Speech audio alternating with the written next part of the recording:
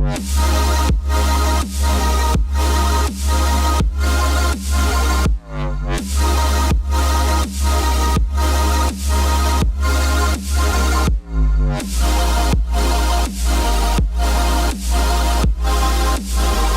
to the Delco Nerd Network. I am one of your hosts, Anthony Ragucci, and here with a few friends in the Delaware County area, we get together in a basement and talk about a certain topic. Today's topic, E3 2017. Here to talk with me is Chris Trio and Tim Appleby, my co-host. Thank you guys for coming. Hello. Thank you, Gooch. Thank you, everybody, for tuning in. Always a good time. Yeah, so we're just gonna dive right in. We're gonna go through E3 by press conference chronologically. How it was starting released. with EA, ending with Nintendo. So before we get into it, how did we all feel about E3? Like I think we're all on the same boat. It was pretty meh. Nothing too surprising. We had a few surprises, but like nothing. Yeah, I don't want to huge. go on my whole rant a second time, but I think I don't think it's as bad as some people are saying, but I thought it was good. It was okay. Yeah, but it was good. Nothing. Exactly. It good. Wasn't like last year's, like with Sony. For exactly. Example. But all right. Yeah, anyway, so we're gonna get into EA, and first up with EA was Madden 18, and the only reason I want to bring up Madden 18 is because they're adding the story mode that they added for FIFA last year. And I think that's really interesting because it kind of brings like a new dynamic to a sports game. And I'm curious how it works personally. Because there's a lot of cutscenes and stuff, but does that cutscene of your player? So the player is like a designated person. So I think in FIFA's it's like something. No, I don't even know. Like a real player? Or like is it like alternate? It's a fictional. Like alternate you players? Play a fictional player, someone they just made up. Oh, but it's the same experience. Is his name in FIFA? Okay, yeah. but like it's the same. You don't customize him, but he's the same guy, and he has comes from a certain background. That's cool. So they can actually tailor like a good story. Okay. Yeah, so that's what I was curious about. So like the games are basically like what your team, who they are playing. Like, that's say the if they matches. get like when they do it for like they do it for football, like you probably start at a high school level and you see what he's going like they have those little tidbits. And then he gets drafted. That would be really cool. That's interesting. Yeah, it's actually cool. That's happened with something on a much smaller scale with Fight Night, the boxing game, where they actually had a story mode, and Fight Night did it really well. The story mode. Really interesting. You kind of they really built up the character. It was actually really enjoyable. So but then again, boxing isn't really this game that already has a very large team following, and so they really needed that story mode. This is kind of like a really added bonus. Remember when boxing games were like every year, like a certain time, like it was Fight Night. It went up to like round 5 or 6. Yeah, and I like those games. Those were one of the only sports games I liked when I was younger. Like I feel like I would love to talk about what we change in sports games. Yeah, that might be a whole other podcast. Yeah, seriously. Because I have a total good idea for sports games. But anyway, moving on. We got to talk about the Battlefield 1 DLC in the name of the Tsar, which is a Russian-focused DLC for Battlefield 1. There's going to be 8 new maps. The Russian army is going to be playable. New weapons, elite class. It's pretty much the same DLC we got for the French. The trailer got me pumped. So there's women. Yeah, which were there actually women in fighting? Yeah. I'm just curious. See, here's the thing. It's based off of like one unit that the elite classes are women. Okay. The elite class you play. So it's based off like a single unit in the Russian army during World War I. Is it going to get its own campaign too for that? For the Russian? See, like that's where I think it would be awesome if there's all these little vignettes and they do like a vignette for the French. This is like something the French went through or something. Big important event. Did you play Battlefield 1? Nope. Okay. Played a little bit of the multiplayer. So the vignettes in the campaign are pretty much like one focuses on tanks, and like of course we all know World War I is the first war that tanks were implemented. Here's how they fucking sucked, but like they were also a huge turning point for technology, and they kind of like go over it and like this is what it was like. Really fucking cool. But I was like, what if the DLC, since they're focusing on a country, what if they made a vignette for each country? It's like this is something like that happened in French and the French army went through during World War I. Same with the Russians. I was like, it would be cool, but they didn't do it. See from each side because I mean there were a ton of players in World War I. Yeah, and like we've talked about this before. I don't think maybe on a podcast with you, but like I'm always about like World War I is never talked about in school. Yeah. They gloss over that shit so fucking hard. It's a horrific war. They were fighting. With Civil War tactics, with modern day weapons, and they just of course the game doesn't represent that. The whole concept of trench warfare of course. is just like it sounds horrific. Battlefield 1's very extrapolated. Of course, it definitely they weren't infantry running it, but I think it really did a good job of making it like an accessible, workable backdrop for a first-person shooter, and it seems to be doing a good job of making it a fun game. So. Dude, it's good, and I mean the season pass that's the one thing that's barring me. I haven't bought that yet, and I don't feel like spending $50 on it. But that's a whole. We've already covered that topic. Check out DLC podcast. Need for Speed. Oh, I'm sorry. No, so this DLC was expected more or less. They announced this pre. Okay, yeah. Right. We have FIFA 18, which is pretty much the same thing as Madden. We're getting a new story. Alex Hunter's coming back, so the same guy from the last one, which is cool. Need for Speed Payback. So when's the last Need for Speed? We had one a few years ago, and it wasn't sucked, Hot Pursuit. I think it was just called Need for Speed. Yeah, Need for Speed was it released at the same time with the game as the movie? I mean, because they made the movie. Remember? Yeah, I think it was like that year or a few months after. Because that movie wasn't that long ago. Joey, would you mind checking when Need for Speed, the game and the movie came out? When you have a sec? Aaron Paul's in it. It's Need for Speed. The movie. And the game. See, because I'm curious if they had any connection. I know in the past, Need for Speed kind of peaked with Most Wanted and Carbon, which came out. Most Wanted. Yeah, that's the game everybody thinks about with Need for Speed. And it's so true. Why I think so many people liked Most Wanted and Carbon came out for the Wii was they really went hard with the customization. You could do so many things with your car, and it was really, cool. you really had this attachment. Yeah. I spent hours in that customizer tool, just playing around with the cars, making them look really cool. And from what I've seen so far of the gameplay, they're going back to that style. Where this customization is almost at the forefront of this game. So if they can do the racing right, then just make it a really fun game. Doesn't usually Need for Speed is more arcadey. We're not going to compare it to Forza or anything like that. It's really like a baby racing game in comparison to that. You mean sorry to cut you off. You mean the new Need for Speed, right? Yes. Okay, that was November of 2015, and the movie was March of 2014. So they were sort of, right. They were. Okay. All right. And it was just self-titled Need for Speed. Movie. Yes. Yeah. Okay. All right. Interesting. Still really fun racing games, but they just started to lack character. I mean, does this one interest you? This one interests me. Need for Speeds needs to be the off-road racing game. Forza and Gran Turismo have the official racing Yeah, it's not. I think what you mean by off-road is more street racing. What was there MX versus ATV Untamed? Those games and stuff dirt, like that. Dirt is more the off-road rally racing car game. Yeah, not off-road. And then you got Forza, which is the more structural track racing game. So I think like Motorsport, like the European E3 we saw Forza too, right? From okay, so that'd be interesting to see how graphically wise. I know that. Never mind, it's just skipping ahead. But Forza's doing VR, and that we'll get into that.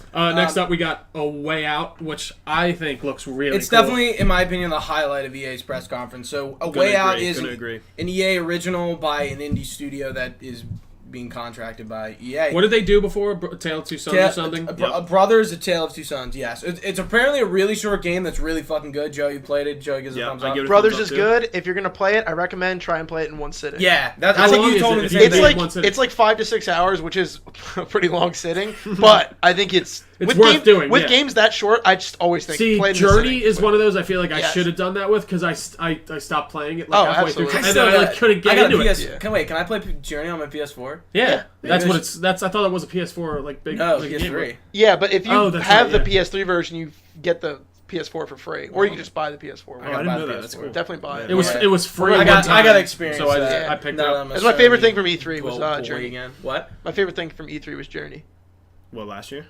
That year? This year? All right, I'm out. I love how that literally just all of us were what do you mean? But I was okay. So this is a game you have to play in co-op. You need someone either on your couch or online. And the entire game is split screen. Yes. So you see what the other person is doing. So you play as two different prisoners and the goal is to escape. People are the other person could be in a cutscene and your guy can be roaming around doing his thing, but you're seeing what's happening in his camera, and it looks cool. So fucking cool. And there's so many different ways. There are a few games that have tried to go this very heavy co-op encouraged route. Dead Space 2 or Dead Space 3, I forget which one. I think it was 3. They really pushed the co-op because even if you were playing single player, you would still get the same co-op experience, but they didn't actually require this be the experience. You actually need player 2. Whether it's online or with you, you're not going to play this game alone. And that's like, I like this concept a lot. It's going to bring a lot of unique challenges, a lot of unique possibilities for puzzles, and just different ways to interact with this game. That I think we're going to be really surprised by what they're doing. I love the actual story elements. So you're like two guys breaking out of prison, which is really cool. It looks like 70s, right? 80s? It looks like 70s. Yeah. I thought it was 70s because it looked like that very boxy 70s yeah, cars. Yeah, dude, his sideburns are fucking... Yeah. That says it all, man. But it just looks really cool overall. Definitely my pick. You can tell what time period they're in based off the sideburn of so true. Okay, so they ended with Anthem, but we're going to talk about Anthem in Xbox's press conference. They had a little teaser trailer, and honestly, like, there's not even much to say about it, so we're going to just skip over it and talk about it later. Star Wars Battlefront 2. And they didn't end with it, sorry. They ended with Battlefront 2. So Trio, you can talk first. I got a lot to say. I would love to hear it. Trio's I'm so pissed at you. No, I'm not. So I'm gonna rebuke. It's fine. So I'm very excited for this game. I know what you're saying. You said you saw it and you're like, it just looks like battle. No. I'm just saying. Tell it looks. I think it looks awesome. It's capitalizing on everything that they said that they wanted to. There's no season pass. They're doing seasonal content drops that everyone gets. Oh yes. Let's just all take a moment and thank you. Can we repeat that? Yes. They are not doing season passes. The content will be free.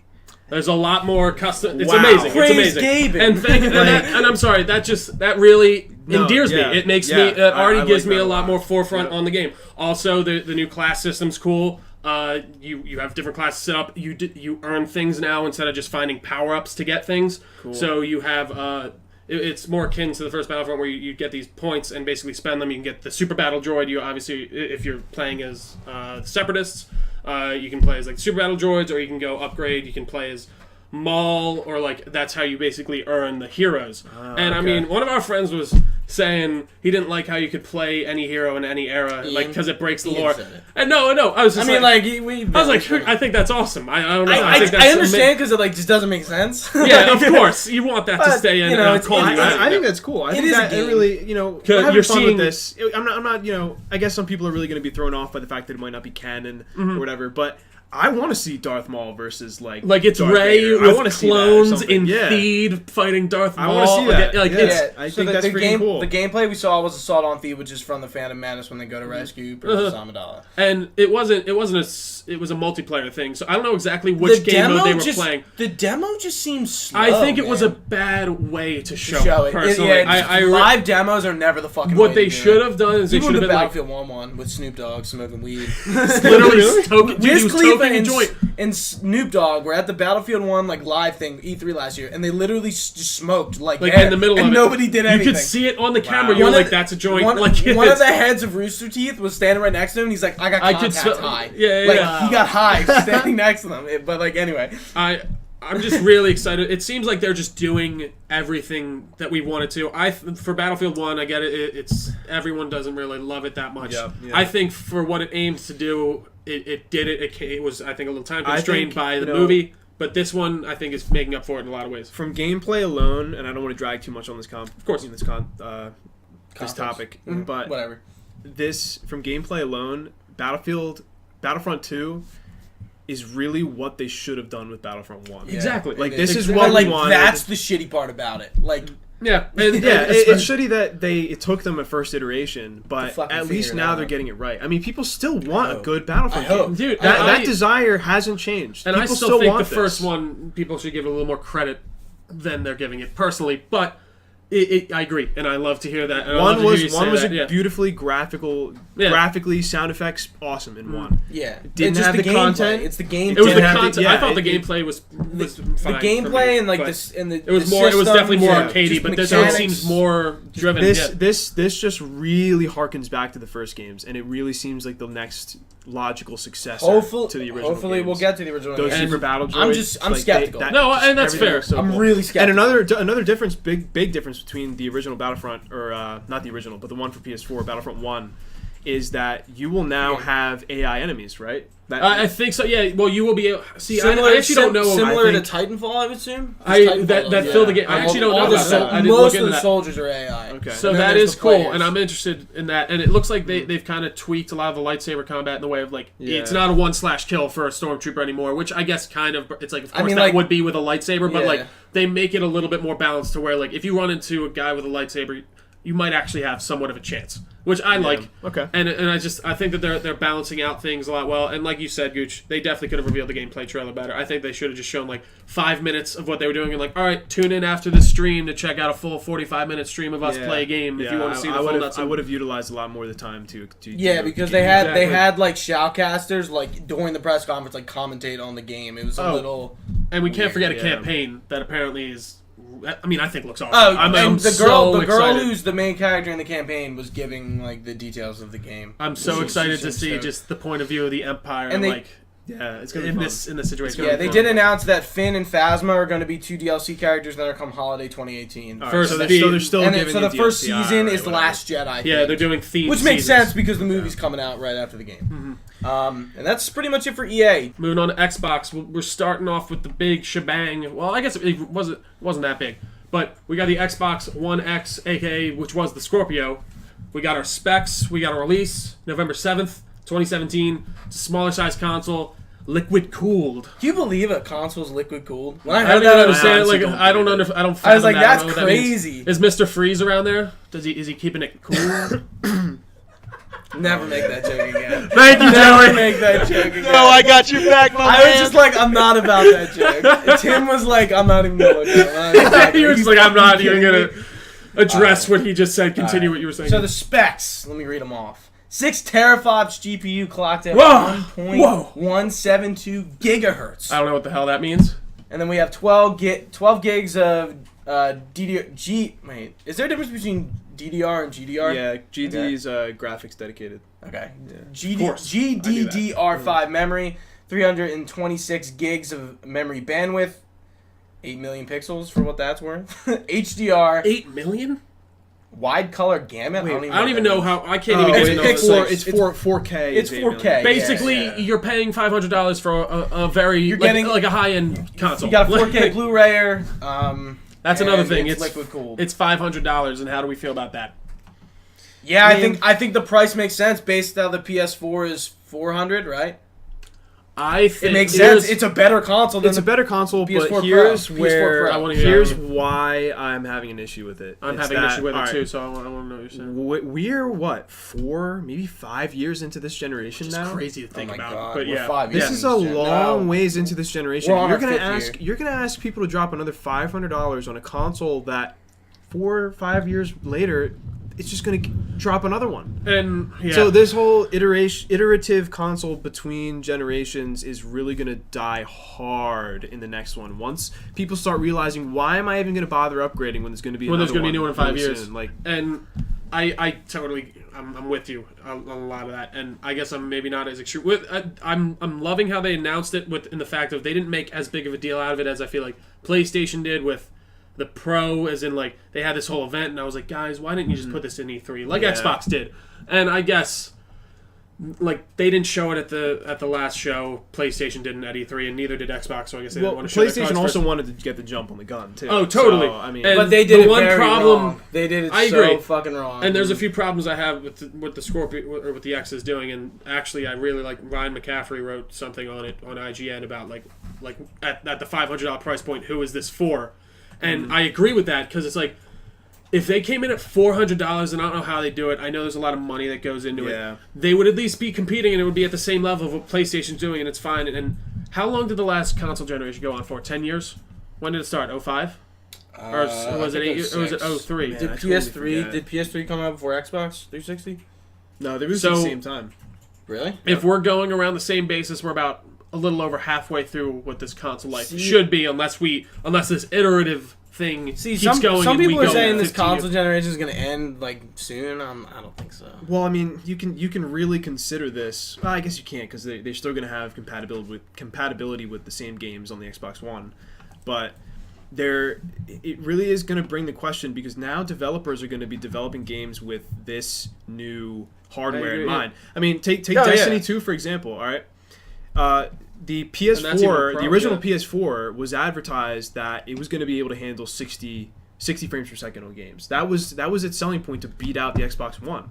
Now developers in Destiny 2 are, locking down PS4, not non-pro, the regular PS4 users are not going to be able to experience Destiny 2 in 60 frames. Because now they have this extra hardware to leverage on the pro. They're really going to build for the pro.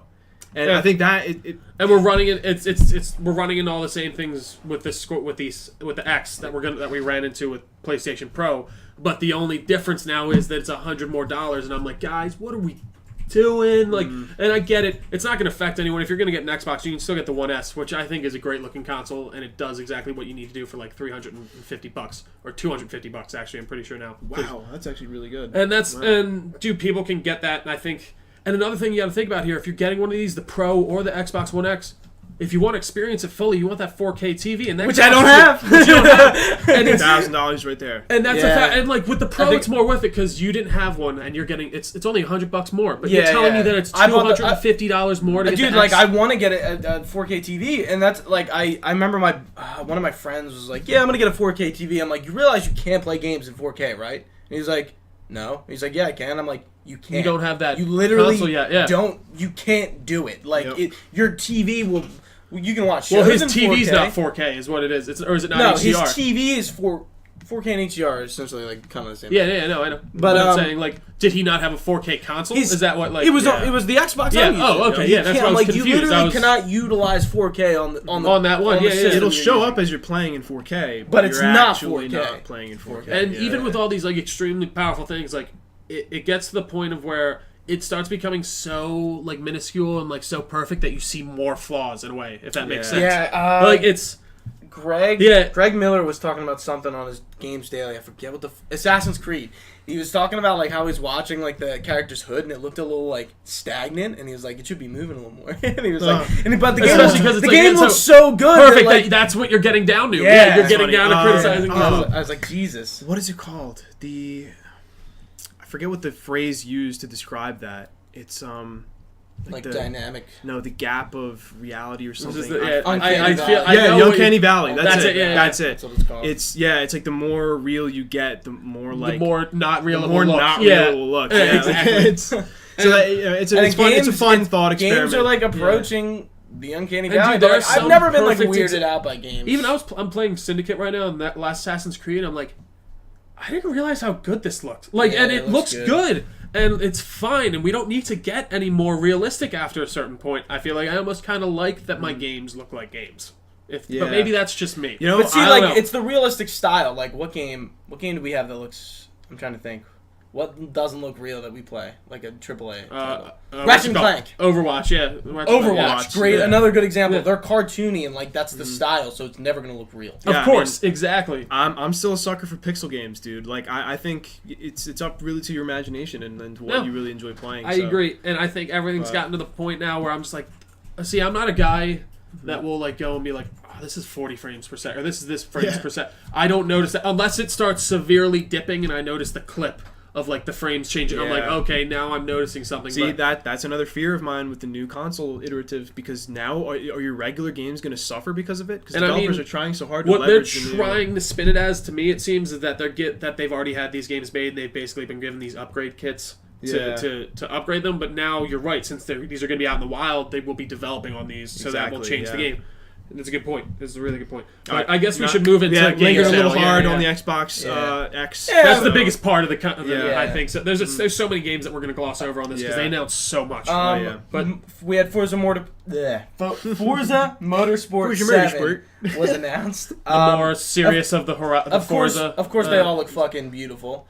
Car games just look awesome. Don't have much to say on it. So. Really, yeah. I know. I was listening to a bunch of podcasts and they were talking about like how Forza Motorsport is more of like the die-hard like racing, like you're in it for the nitty-gritty mechanics, and like Forza Horizon is now more the like have fun, go drive around and customize your car. Oh, that's cool. I didn't even know that Forza they're breaking out to both markets now. Yeah, they've had like that. They've had the last two now were Horizon. Yeah. No, they've been alternating. I thought it was Really? it was Horizon, then it was Motorsport. Horizon, Motorsport, Horizon, and then now it's Motorsport. Yeah. Huh. But yeah, it's cool. Next up was Metro Exodus. Didn't see this one coming at all. Yeah. You played the original Metro, right? Yeah, play both of them. Yeah. You haven't? I played Metro 2033. 2033. Yes. Last Light in 2033 and Last Light. I said that like 7 times. Dude, I watched the trailer again today. Oh my God. It's like it confused me, but in a good way, where he's like traversing the environment, the way he's like interacting, like he'll move a beam as he's going through, and like picks up the fucking clip off the ground and puts it right into his gun, and I'm just like, is this gameplay or is this like? God. Yeah, no, I'm actually scripted. Is it scripted? I don't know. Yeah, but this is not gameplay. I don't think it is. I think the trailer. The trailer looked like it was on rails, and it looked like I think it was on rails, but to like. He's right. You're right. He's right. It really could be. You got to temper your expectations. Let's fucking hope that, dude. Oh my God! From when I what saw it that, I was seemed like, that is next gen. Well, but what I will cool. say is I felt the same way. Just I'm not going to get into the nitty gritty of Spider-Man, but with Spider-Man, when they showed the stuff last year, I was like, is this on rails or is this that? And then they showed the new gameplay this year, and it wasn't. Yeah, and I was like, I mean, it is to a point. Not though. to jump. Yeah. So definitely we just definitely gotta like. You're right, but I like where you're coming from. You gotta temper expectations. And dude, it looks beautiful. We don't really know what's going on with the story. It's gonna be open world, but we don't know if we're playing RTM again. I hope you're not. Yeah, I really do. I hope you're some new protagonist, and it really doesn't have anything to do when with the it old story. first struck me as not a Metro game. Like for a second, I was like, "Oh, this kind of looks like." Oh, Metro. I knew exactly what it fucking but was when it came up. It got to that one point, especially like when you start seeing the gauges and things like that. Dude, the monster scared the shit out of me when it jumps up. Dude, they look good now. I'm excited. Yeah, this should be interesting. It looked next gen, man. It really did. Next gen Metro, really. And like, nobody expect because Last Light didn't do too well. Mm-hmm. 2033 was the better of the two, and it's pretty obvious. But moving on to Assassin's Creed Origins, which I'm very excited for, and I'm kind of mad at them because I really feel like they're not putting out the information that they should be with this game. I think you should be saying the information that me and you want to hear. No. I know information. Did you read that Game Informer article? No, it's sitting over there. I haven't read it yet. I'm like, why are you guys talking about any of this? So they've totally revamped. Combat's totally different. People are describing it as more.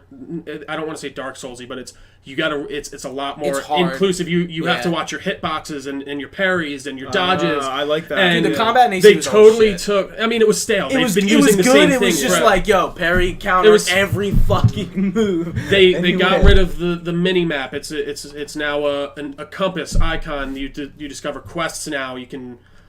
Basically do things out of order. There's no order to your story. Really? There is tomb raiding now. Like you can go through all the Pharaoh's tombs. There's just a lot more mechanics where I'm like they showed the stuff at E3 and everyone's like, yeah, it's Assassin's Creed. Eagle Vision is an eagle. I'm so surprised that they didn't focus more on what was so much different. That's what I'm saying, man. Well, how you're describing it to me now is like, hey, this is now a game that like I'm interested in. Yeah, and it looks like Assassin's Creed, not with I don't want to say just with a new coat of paint, but with they really stepped back and analyzed a lot of things. There's no more sprint button. Your stick is basically how you traverse, however forward you push it. Apparently, I can't remember all the other stuff. I was reading some cool stuff like your armor's a lot more upgradable. There's a gigantic skill tree, and whether or not you like that RPG elements being introduced, I guess that's up to you. I'm a fan of it. See, I didn't like what they did in Unity, which was that RPG like you picked equipment based on stats, and it was just like. No, I agree, and it's funny because in the interview I was reading with him in Game Informer, he's like, I don't want to do that. I don't want to make players like choose between the aesthetic versus what it does for you, and. I can't. I'm sorry. I'm trying to recall exactly what he said in the article, but his armor's fully like changeable, and you can get more Egyptian appropriate attire to wear around, and it might break the canonical experience, but you can still wear it throughout the entire game. Oh, okay. I see what you're saying. And, I was like, wait, what? Like you won't have like the hood on or anything, but like you'll have like an Egyptian like nobleman's garb on or something like that. But dude, there's just a lot of changes where I'm like, guys. It looks awesome when they showed it, but like show the stuff that's different. Yeah, like show me what's going on. Because I didn't get any of that. And like Bayek seems like a really cool. What's his full name? That's just Bayak. And apparently that comes from hawk or eagle. There's eagle no hieroglyphic for eagle. It's only hawk/falcon. Really? Yeah. Huh. So I mean, like Horus is.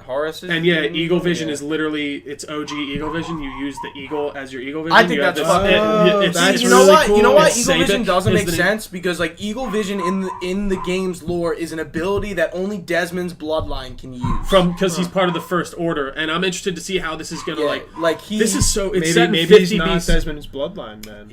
But it hasn't been. Dude, I figured out something today that literally blew my mind. I was having a discussion with my friend's dad, and he so Bayak is a Mejek, I believe is the name of it, and a Mejek is along with a Magi.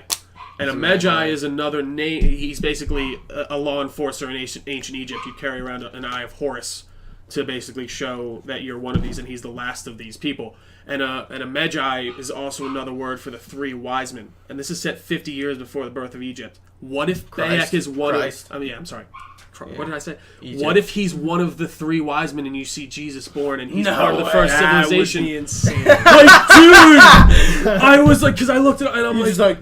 It literally blew my mind. I was sitting there thinking about it for a second. I'm like, dude, they could easily do it. It's 50 BC. It's during Cleopatra's reign, dude. I'm so pumped for this game. So it's at the end? No, it's at the beginning. Or it's closer. I'm sorry. It's on her rise and at her peak is what they said. Cleopatra is the end of like what we know is typical ancient Egypt, and then Rome comes. I'm sorry, I've gone out on a whole tangent on this, guys. No, this could be honest. But the trailers, like we see gameplay, but like we don't have much to go on because we don't really know. One thing I guess we won't talk about it in Ubisoft because they only show like environment trailers, which look great, but yeah, they're just environments. Yeah. So the release date is October 27th, which is a fucking crowded release. There's like 3 other games on that day. Odyssey's coming out then, and like 2 or 3 other games. Different console, doesn't matter. But you know. What I wanted to say was, the one thing I wanted to hear was, let's talk about the present day and the story. Oh, well, no, they're keeping a tight lip on that, apparently. They fuck it up! I swear to God. I agree. That's why the series is bad. Because that's why... I don't think that's the only reason. Let me rephrase. Yeah. That's why the series is taking such a decline. Because when they killed Desmond off in AC3, spoiler alert, you should have played the game by now. They killed him off in AC3, and they fucked themselves. Because who the fuck were you going to play? Well, because you did just leave off. They left all these things They did it good in AC4, AC4, where you were an Abstergo employee making a game, and you were like... in the Animus, reliving Ken Way's experiences, and offices. You were making a game. Okay. You only had to spend 20 minutes in the real world, which is cool. And then you were some fucking, like, initiate person with no name. And they just talked to you through essentially cutscenes. Used by the assassins to find shit, and you ended up literally doing nothing. At the end of Unity, they literally tell you... oh, that we don't need that. No, they're like, oh, looks like we can't find it. That's it. They were like, what? Literally what happens is it's destroyed. Well, that's good. All right, thanks. And that's it. Bye. Syndicate, I still think, was undermined by Unity's terrible release, and I think it's an awesome. But like, they game. need to have a strong. We should move they past. They need to have a strong present day. Yeah. It needs to be good. It doesn't have to be Desmond, but you need to fucking care. Still think they should have made Fassbender just the protagonist in the game for the present day instead of the movie. But I mean that both. Yeah, true. All right, so out of touch with Assassin's Creed, so I have nothing to offer. All right, so moving on, we got PlayerUnknown's Battleground, which is a pretty poppin' game on PC. It's coming to Xbox. We just got a trailer for it. That's going to be late 2017. I don't know much. State of Decay 2, which is going to be a spring 2018 release title. We got a reveal gameplay trailer for that, and it looks really interesting. It's kind of like sandbox. I heard it's survival. very like if you like State of Decay 1, game. You'll like State of Decay 2. I've never played the first game. I don't even know what it looks like. I could not tell you a thing about it. It's like it's apparently like very RPG-ish, even though it's not supposed to be, which is weird. Like you develop like a lot of relationships like with the people in your camp, and you're just trying to stay alive. It's like I don't know, what is it called? Castle Crashers, but for The Walking Dead. I don't want to say that, but. It's a terrible way to describe. No, I don't. It's not that bad. I'm trying to think of how to describe it. I don't know that type of zombies, essentially. I don't know that type of games. You know, you build. You're setting up you're setting up your base and stuff like that. You build a base and you survive, and then like zombies come. And... Clash of that. I meant that in the most like dumbed down of ways. Yeah, I don't know. I don't know what I'm talking about when it comes to State of Decay at all. But moving on. Just some Minecraft stuff. We got crossplay between mobile, VR, Xbox, and PC. This is super important.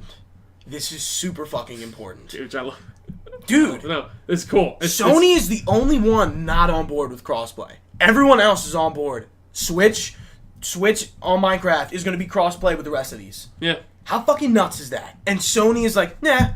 What? Yeah, Sony, muscle up, man. I think I Come agree. on. It's just like, why not? It's super important. Yeah, like, it really is. I don't know what the reasoning is. I mean, it would be interesting if they came out and explained the reasoning that, is Sony's probably just being Sony. Like, I mean, they're probably just like, we're just going to... I would be curious on like what their actual they did give a reason, but apparently it really wasn't that good at all. I didn't read it. They're also releasing a 4K update for the game, which is kind of funny. But they're doing it for Xbox, and I think it's going to be on PS. Yeah, they just won't let this game die. Minecraft? It'll never die. It'll never die. But it's out of our generation. It's out of our head. Yeah, it's just gonna be around. It really is, because it was a game that we played in high school a lot. I played it a lot. Yeah, I remember. I played a shit ton in high school, and then it eventually got to the kids under us, and they took it over from us. I guess it's very accessible, and it's a fun, fun game. So we got a new Dragon Ball Z game, Dragon Ball Fighter Z. I mean, it looks cool. Apparently, everyone who loves these games says this is looking like the first really good. Like, it's super Dragon niche. Ball. Yeah, they said that about Xenoverse. Did they? And that so kind of my information's out of date then. But to be fair, this is the people who made Guilty Gear, which is so they're used to making content. Yeah. So in terms of actual gameplay, hopefully it'll live up. Okay. Yeah. I'm excited. I think it looks cool.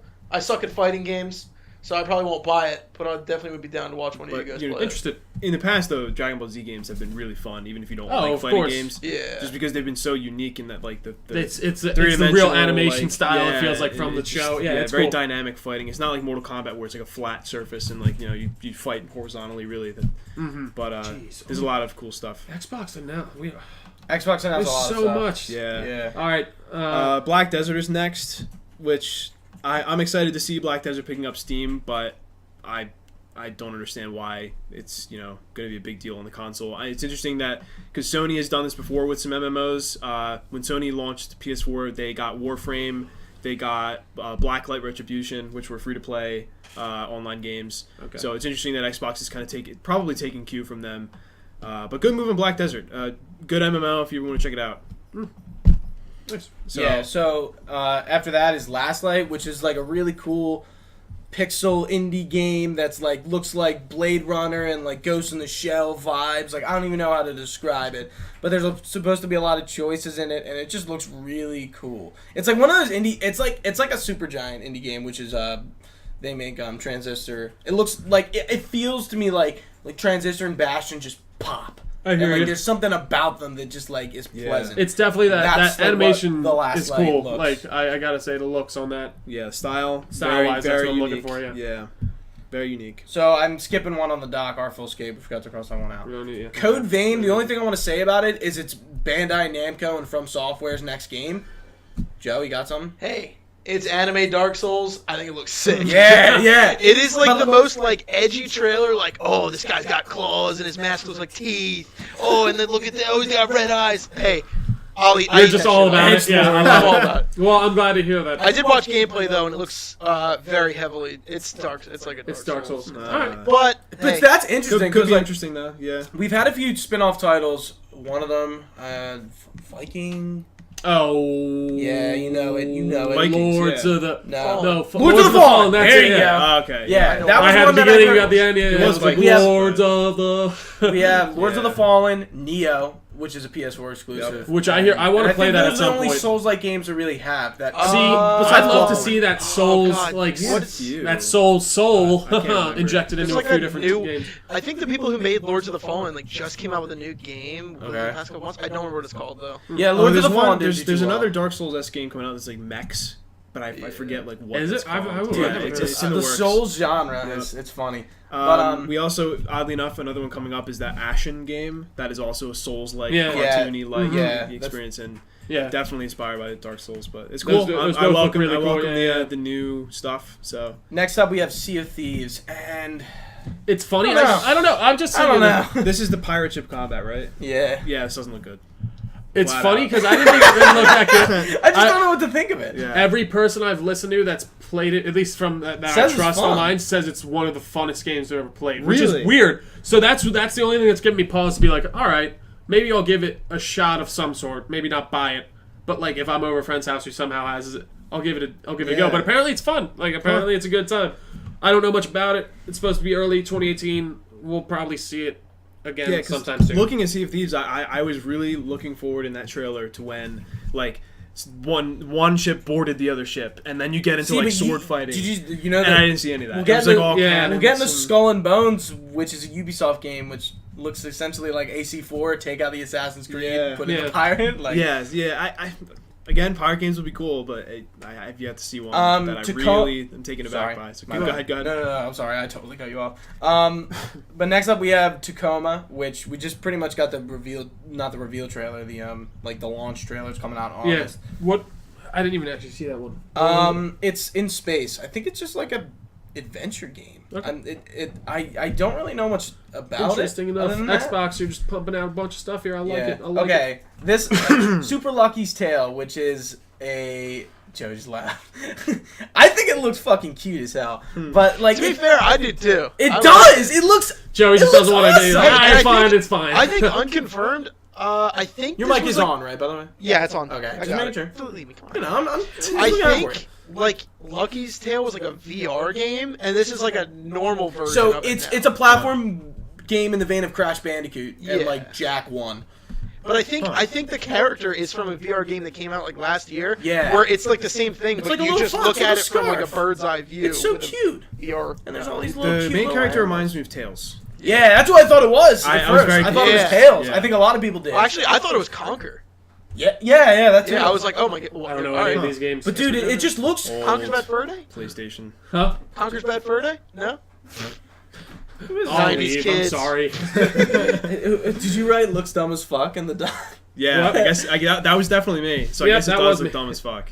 I think gonna stand by that. What do we got? I don't remember really what next. it is. Next Cuphead. Yeah, Cuphead looks good. Cuphead is finally fucking coming out. This is a game that's made by like 3 people, right? Yeah, I'm pretty sure it's like a wife and a husband and like their other friend or something. And really? It's been husband and wife? That's actually I'm 99% sure. I might be wrong. So it's like a bullet hell, right? It's a bullet hell game. Originally, very Disney old animation inspired art style coming from this game. It's a bullet hell game, so it's like a side scroller where you fight bosses and exactly. And just fucking shit everywhere. So the interesting thing is that originally when this game was made, it was going to be just boss fights. And that was still really appealing to me because the art style is crazy and like the levels look cool. But they are now expanding this to full-fledged levels. And the gameplay I've seen looks okay. The boss fights are still what really interests me. So, okay, that's fine.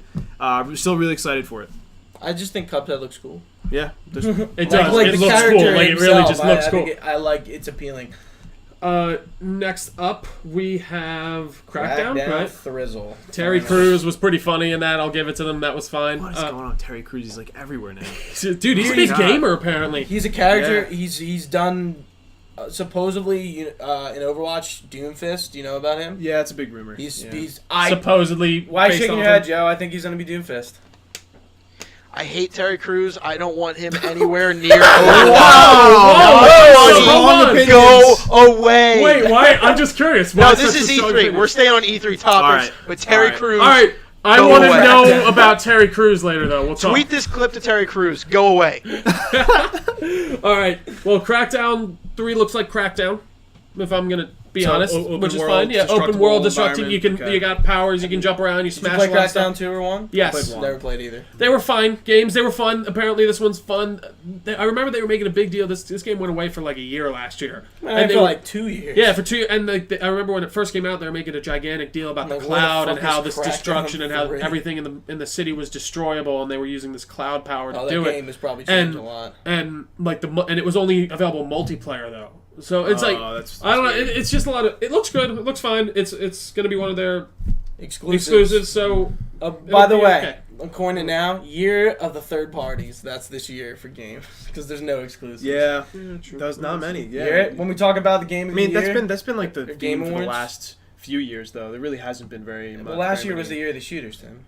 Yeah, I coined that. Just agree with it. It was on. Literally, it was on fucking Game Informer's title or like cover. I was like, that was mine. Like I said that. Hey, Game Informer, if you're watching, Okay, it was Gooch. Gooch needs credit. So if you don't get him his $1 million within the week, we will be contacting you with our lawyers from the Delco Nerd Network podcast. Delco lawyers, yeah, they're not afraid. They're not going to do anything for us, so it's all right. The next up we have the Indie Showcase, which they just played some indie games, which Sony didn't do. Middle-earth is not an indie game.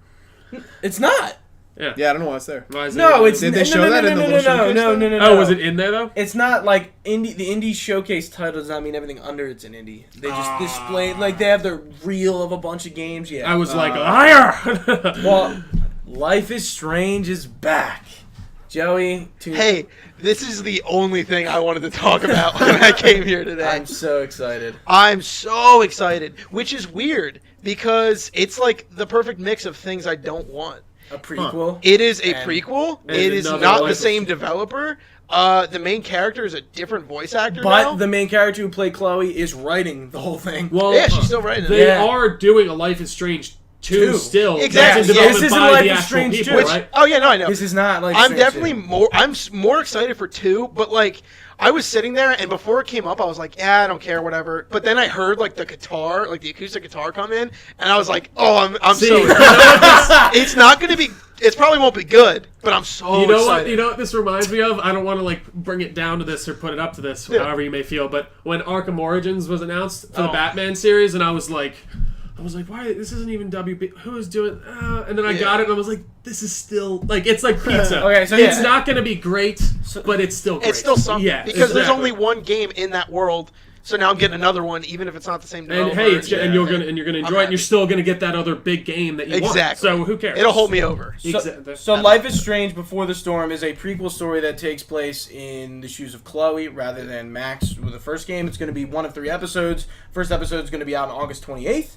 So it's basically going to... I forgot it was that close. I just Joey's face just like lit Dude, up. I forgot it's that close. And so, like, it's going to be the story of how Chloe meets Rachel Amber, and I guess Rachel Amber disappearing at the end will probably Yeah, be and that's the a thing. big motive of the first one is kind of finding out what happened to her. So it's cool. They're gonna Have you tell played it. Life is Strange? No, I haven't. You would like it. play it. I feel like Tim would like it. I think you would too. You You I have What think to you threw me would off like its originally hype. was the episodic It's nature. charming Yeah. high school. But hey, that's the I thing. played it after everything was out. That's what I'm gonna episodically. do for like this prequel and like when 2 comes out. I'm gonna wait till right before the 5th one comes out and play them all. Like I don't bother with episodic anymore. Yeah, it really I'll just- it creates a staggered experience. See, Yeah, in a way. I agree. I think it can, and I think it can't. I just think it depends on how you like to ingest media at this point. way- Because I mean, the way everything works now with even TV, we're like Netflix, you get the entire series and you can binge it all at once. yeah. Like Batman, Telltale's a good example. I You played were- it episodically. and you were all about that, and that's Yeah. fine. But and you But were I like, dude, didn't- just I didn't play get it, just play it. And Guardians. I'm like, no, I wanted to wait neither. until I could play the entire thing all the way through. And I gotta play Tales from the Borderlands now because I got it free for PSN. Like normal, different strokes for different folks. Yeah, as I no, it's say. definitely a good point because like I'm so in on like Netflix and stuff, and just watching old shows that like the only show I can think of in the past couple of years that I've like managed to stick with like week by week was like Westworld. Like still gotta I watch watched it. that. I'm I'm in the so middle of last the episode. So good. Derail. That's a whole nother thing. Derail. But, Alright. that's I can talk about Westworld for an hour. No. Tim, definitely play Life is Strange 1. The dialogue's too. really bad, Dude, but but it's That's charming. gonna It is really get charming. me right for the here, dude. no for the first episode, That's it's gonna like be But they're Right. high school kids. yeah. And they Alright. talk like they're in high school. I don't know. I didn't talk like that in high school. Yeah, I know. Maybe I It's did. okay. Anyone watching, correct me if For I'm the wrong. first episode, it's like I hate You just this. get a bunch of comments. Tim, Tim, you're wrong, an idiot. The Hey, first moron. episode is just like, yeah, I like don't like this. By the second time, it's just like, okay, now I kind of like it. Like you warm up to And it. it's funny because, like, you yeah. know, like They say hella a Telltale lot. always runs into the problem that everyone says their 4th episode stinks. Yeah. And it's like I play all their episodes all the way through, like so, and I never really notice it unless I guess Yeah. maybe if I don't did go know- back. That's and actually the ingest, first time I've heard that. If it's Yeah, like a I've big never deal heard- of the I've whole never thing. Like heard that either. if you look at all the reviews, it's always like the 4th episode for some reason always gets the lowest reviews. I'm not saying it gets a Really? bad review, but it's not as strong as each I episode. finished usually. Walking Dead season 3 yesterday. By the way, fucking amazing.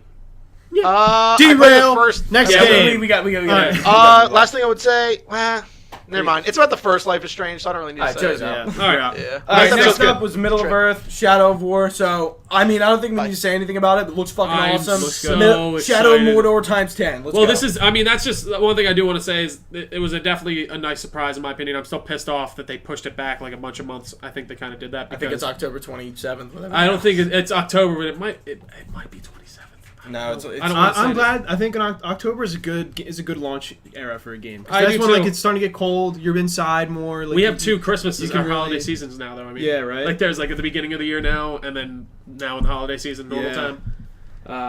But I guess we should just move on. So we got Ori and Will of the Wisps, which is the second game of the first one. Forest, I heard really good things about the first one. Never played it. I always hear good things too.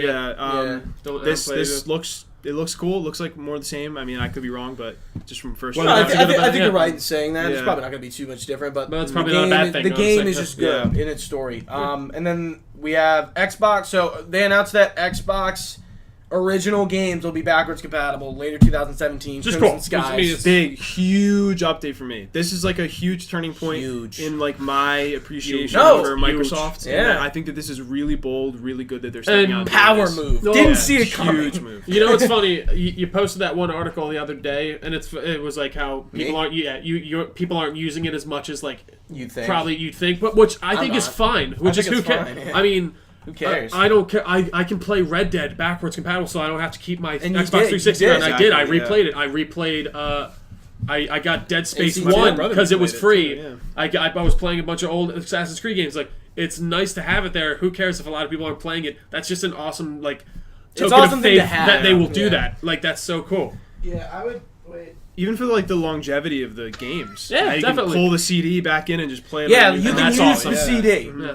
I'd agree with that. That it's a really nice feature to have, but not necessarily definitely a selling not a point. key thing, Because especially for me, like I'm biased. I don't have an Xbox One, but I still have my 360 set up on my shelf. So like I can still play most a of select. those games. Yeah, I probably. can still play 360 games, and also there's original Xbox games that are compatible on that. Like I can play Jet Set Radio Future on that. So Yeah. that's That's what matters. That's what matters. That's the only good game on the. What's first different Xbox. with this is that I think they're actually building in a complete Xbox original into this. Like you can play completely every Xbox game. remember But see, like this is something that Sony lacks, and it just seems like they I totally are avoiding. I don't understand and, why like, they're not- doing it. It's the funny thing. Yeah. It just doesn't make. There's a lot of fucking. Remember the dude, PS3 that used to have a I wanna- PS2 in it to play PS2 games? I want to play Yeah. Harry Yeah. Potter Chamber of Secrets from like 2002. To me, like that's where I think like Sony needs to get it is specifically PS2 games. And dude, I mean, they have what's it called, the PlayStation Now thing, but you have to stream it, and if you don't have a good internet doesn't connection, you're work. screwed. Because it's not good. I think about this a lot because there's so many PS2 games I want to play. Like I really want to go back and play through the Silent Hill series, but I don't. PS2, I'm pretty sure you do download. I don't think you stream those. You Yeah. can Oh buy yeah. No. PS2 Because copies, they started implementing recently. I think they need to do it more though. Because like, And they all need trophy support. Oh yeah. They all but need like, trophy support. if you think about it, like PlayStation 3, I mean, if you have one, you can just play your PS3 games. But also, it plays like every PS1 game. Not a lot of people like know that, but PS3s play all PS1 games. But PS3s do. It wasn't just the backwards compatible ones because I know some don't. Yeah, the only ones that play original PS2 ones are the original PS2. Because PlayStation 2 was like a whole different operating system. That's why they couldn't make it work on the PS. No, I'm sorry, it wasn't the PlayStation. The PS3 was. Yeah. So it was something so different and crazy. But I just think it's insane that like one of the I mean, I don't have numbers in front of me, but I think PS2 is like one of the highest selling consoles ever. Oh, easily. It's like probably it's behind the Wii. Crazy. If I had to guess, I'd say probably behind the Wii. It and is. there's like not a backwards compatibility. There's not much, I should say. And that'll be a whole nother market. Yeah. Dude, people would start picking up old games, even if it's $10 here, Oh, $5 absolutely. there. There's That so adds many up, old man. games I want to play. I mean, I'm playing DDR on my PS2 stuff. Oh, exactly. So yeah. All right, moving on to one that last topic. the last topic for Xbox, Anthem. We'll get into the bad of it first. How about that? Or not the bad. I mean, you the can talk the about tempered bad. expectations that I guess I should Go for it. So, after I saw this and I thought it looked really cool. This is from BioWare. Yeah. The team who made Mass Effect 1 and 2 and 3. And 3. And the lead story person on it is the person that did Mass Effect 1 and 2. So that gets me excited. I think that they're themselves as a developer is a really good developer. I mean, obviously they've had trepidation. They haven't personally, but Mass Effect 2, Mass Effect Andromeda didn't do well. Mass Effect 3's mixed ending really kind of made people kind of shoddy on it. But from what I saw of this game, it looks very. He's flying around. I mean, she is flying around in an Iron Man outfit, basically. Yep. Yeah. And that's They're called basically javelins. what really kind of, I guess, sold me in a bad way. And you have your co-op, which you, I guess, you were saying how you weren't too much of a fan of, which I'm hoping isn't as integral to the story as they may say a Destiny. Like that's what I'm comparing it to, but I don't think the gameplay is going to be like Destiny. It just seems like the setup is, and Destiny's super MMO-y, but it's not, but it is. And what I got from the trailers, I'm hoping it's not that maybe MMO-y. like a Borderlands vibe. I have a feeling that the Anthem is gonna be very much a response to Destiny. So you might be seeing more MMO. You might be seeing those loot drops, but better Trio. I gotta say, like, as soon as I saw the flight, you could just jetpack anywhere I was like whoa. Like when that she was dives under the water, I was like, she's going under. And like you were saying earlier, it's about tempered expectations, and this could be running on a freaking. I think they were saying it was running on an Xbox One X. It's probably, but it could have been running on a high-end PC, the most polished piece of the game that we could ever see. So we don't know. I'd say the most things you're going to be seeing at E3 are either pre-rendered or running on a PC. Of course, and that's and like you're saying, the tempered expectations really need to come into things here. I loved what I saw, and it got me really excited, but I'm gonna hold that back until I really get more of me. Yeah, it looks good. It's like one of my games of E3. I'm really hype about it, but like definitely a happy surprise. I gotta see more. Yeah. I'm excited too. I gotta say the style, those like rockets that shoot out, the flight alone. Like I'm a sucker for like games you can fly in. Like it looks good. Yeah. And what got me, I will say, my last point on it was when they get to that cliff and they're looking out over this thing. I'm like, oh, they're about to go into a cutscene or something. And they just dive off the cliff. Yep. Into the water. And it literally made me go, yeah, I want this I think they're just stalling a lot of people. Yeah. See, that's a game I'm usually straying very far away from third-person shooters, but unless they're story-driven like Mass Effect.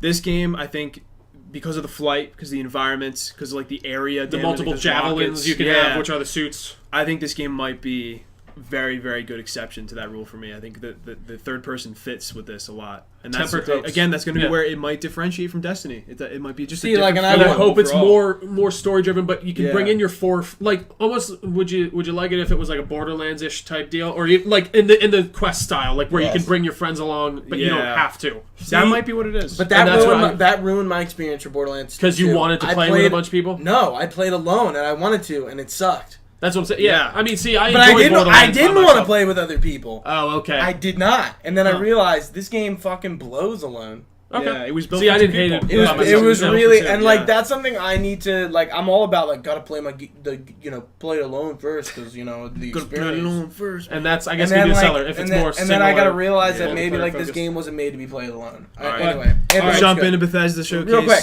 Joey. Anything in the comments? Oh, good point. And our game, game. What's your most excited one out of that? Zacular, thank you for the comment about my computer. Much love. Who wrote that? Zach. He texted it to me. Oh, you looked at your phone? I didn't know. Yeah, I know. I know you didn't know. Don't look at your phone. You fuck. My favorite one out of that, Anthem? no surprise. I would say Anthem. It's Anthem with Metro at a very close Metro, second. it's not. I didn't see that coming at all. It's not enough. I hear you. Yeah, I'm definitely gonna say Anthem. All right. Yep. I like it, Joey. I got a little bit lost in time. Life is Strange was Xbox, right? Yes. Yeah. There you go. Okay. I like it. Awesome. Real surprise. Cool. That was my favorite. No, yeah. Glad to hear it. All right, Bethesda. Not a lot, but not a lot, but to the point. And I love it. Yeah. Doom and Fallout 4 VR. Do we need to say any more? No. Doom. See, I will say one thing. Doom looks. It kind of scares me because it's so fast paced and stuff. But they do have the jumping around, which I think will work. Fallout VR, I think. If it works, it works. I was listening to Greg's thing about it, and he said he really enjoyed it. On the day I see somebody be like, "Yeah, I just played through Fallout 4 in VR, put about 200 hours in that bad boy," I'm like, "Are you what?" I would be like, "How are you still like looking at your eyes? Are you blind?" Like, I hope they're dealing with that. I don't think anyone's gonna do it because that's a game you're gonna have to play unless they figure it out somehow. 3 hours at a time at the most, maybe an hour. Yeah, that's exactly. One thing I do think we should clarify is the Doom VR is not the original Doom. That's right. It's virtual fucking VR. It's a separate VR experience that they're going to tailor to the VR experience. Yeah. So you're not going to get that full Doom experience. It's going to be stripped down. They're going to cut the fat. It's really going to be it's more like a thrill ride Doom experience. On rails, but not. To be honest, looks bad. Didn't think it looks okay. Yeah. And then there's Skyrim VR 2 is coming. We should say that. Yeah, which is like whatever. That's happening. They're doing it for Fallout 4. No, wait, it's not coming. Did you say Skyrim VR is coming for the Switch? No, I just said Skyrim VR is coming. Period. Oh yeah. But then there's Skyrim for the Switch, and then who cares? Yeah. Okay. Which is Creation Club. which is really cool. Okay, so basically, this is Bethesda's first-party support for mods on consoles, which is, and in general, I'm pretty sure it's on PC. Yeah, I think. But the issue I have with mods is Bethesda, and I had this conversation right after the press conference with you. Bethesda has never officially supported mods in the way of like downloading and implementing. Like saying this is they are all about they're not mods. Bethesda approved, but they're not like, yo, we have this system for you, we can do it for you. Download the mod. They did with Extended with PS4. You could actually just no. What he's saying is on PC too. Oh, they never had an official It's always mod through system. the Fallout mod manager or Nexus manager. They let the community take care of it. If the community wants to make the mods, exactly, let the community and basically take care of it. So this is really, I think, their effort to standardize, monotonize. Really start dipping their fingers into this community that's really loving the customization that they're able to do with this. And you know what I love about this? So basically, this is Bethesda approved mods, but they had those, but this is even more official. So like you're going to be able to put in certain mods, and they aren't going to affect your trophies and your achievements. Yeah. Gooch Cream. Yeah. Basically, and dude, I played mods for when we've talked about this. I've played mods on Skyrim that are full DLC things. Yep. So they should just be like Bethesda should just put those in, and then like because I'd want to be able to play that and still get all my achievements like you're saying. When in they all the first game. implemented mods, the first mod I downloaded was how the one where like it's when you do dialogue, it's just like it says exactly and like you just say some shit. It says the dialogue, and that's the first one I downloaded. And then I notice you don't get achievements, and I'm like, what? Yeah, I'm like, it doesn't like even like I'm open not cheating. cities and stuff like that. Like, why should that affect my like regular gameplay stuff? Yeah, like it's just quality of life things that should just be standardized. I'm like, I understand if you're downloading a mod that puts weapons into the game that are like overpowered as fuck. Yeah, okay, but like, but even that's and I agree. So this is a new platform that is not only going to make it easier, but it's going to give you the Bethesda stamp of approval. Basically on these, and it's going to allow people to basically create additional content for all these games. The one thing I fear with this is it's just going to create a whole nother microtransaction thing. They said it's going to be totally free. Good. So excellent. They said no. They're not. That's awesome. This is all totally free. If they started, remember when they tried? That would be crazy. Yeah. Remember when Steam charged for mods, they and cut took that it down shit real quick. Like they never do that. Yeah. 2 days later, they were like, "We fucked up." It was like a public apology and everything. Yeah, it was bad. I remember that was a while ago, but I remember. I think we can move on from. Don't mess with our mods. Don't do it. Elder Scrolls is releasing an expansion. Well, sorry, Bethesda is releasing an expansion for Elder Scrolls Legends, which I was in the beta of, and I haven't really played it since. It's like a Hearthstone type game. It's Hearthstone with Skyrim. Yeah, and it's coming to mobile. Yep. Skyrim for Switch. Who cares? Dishonored.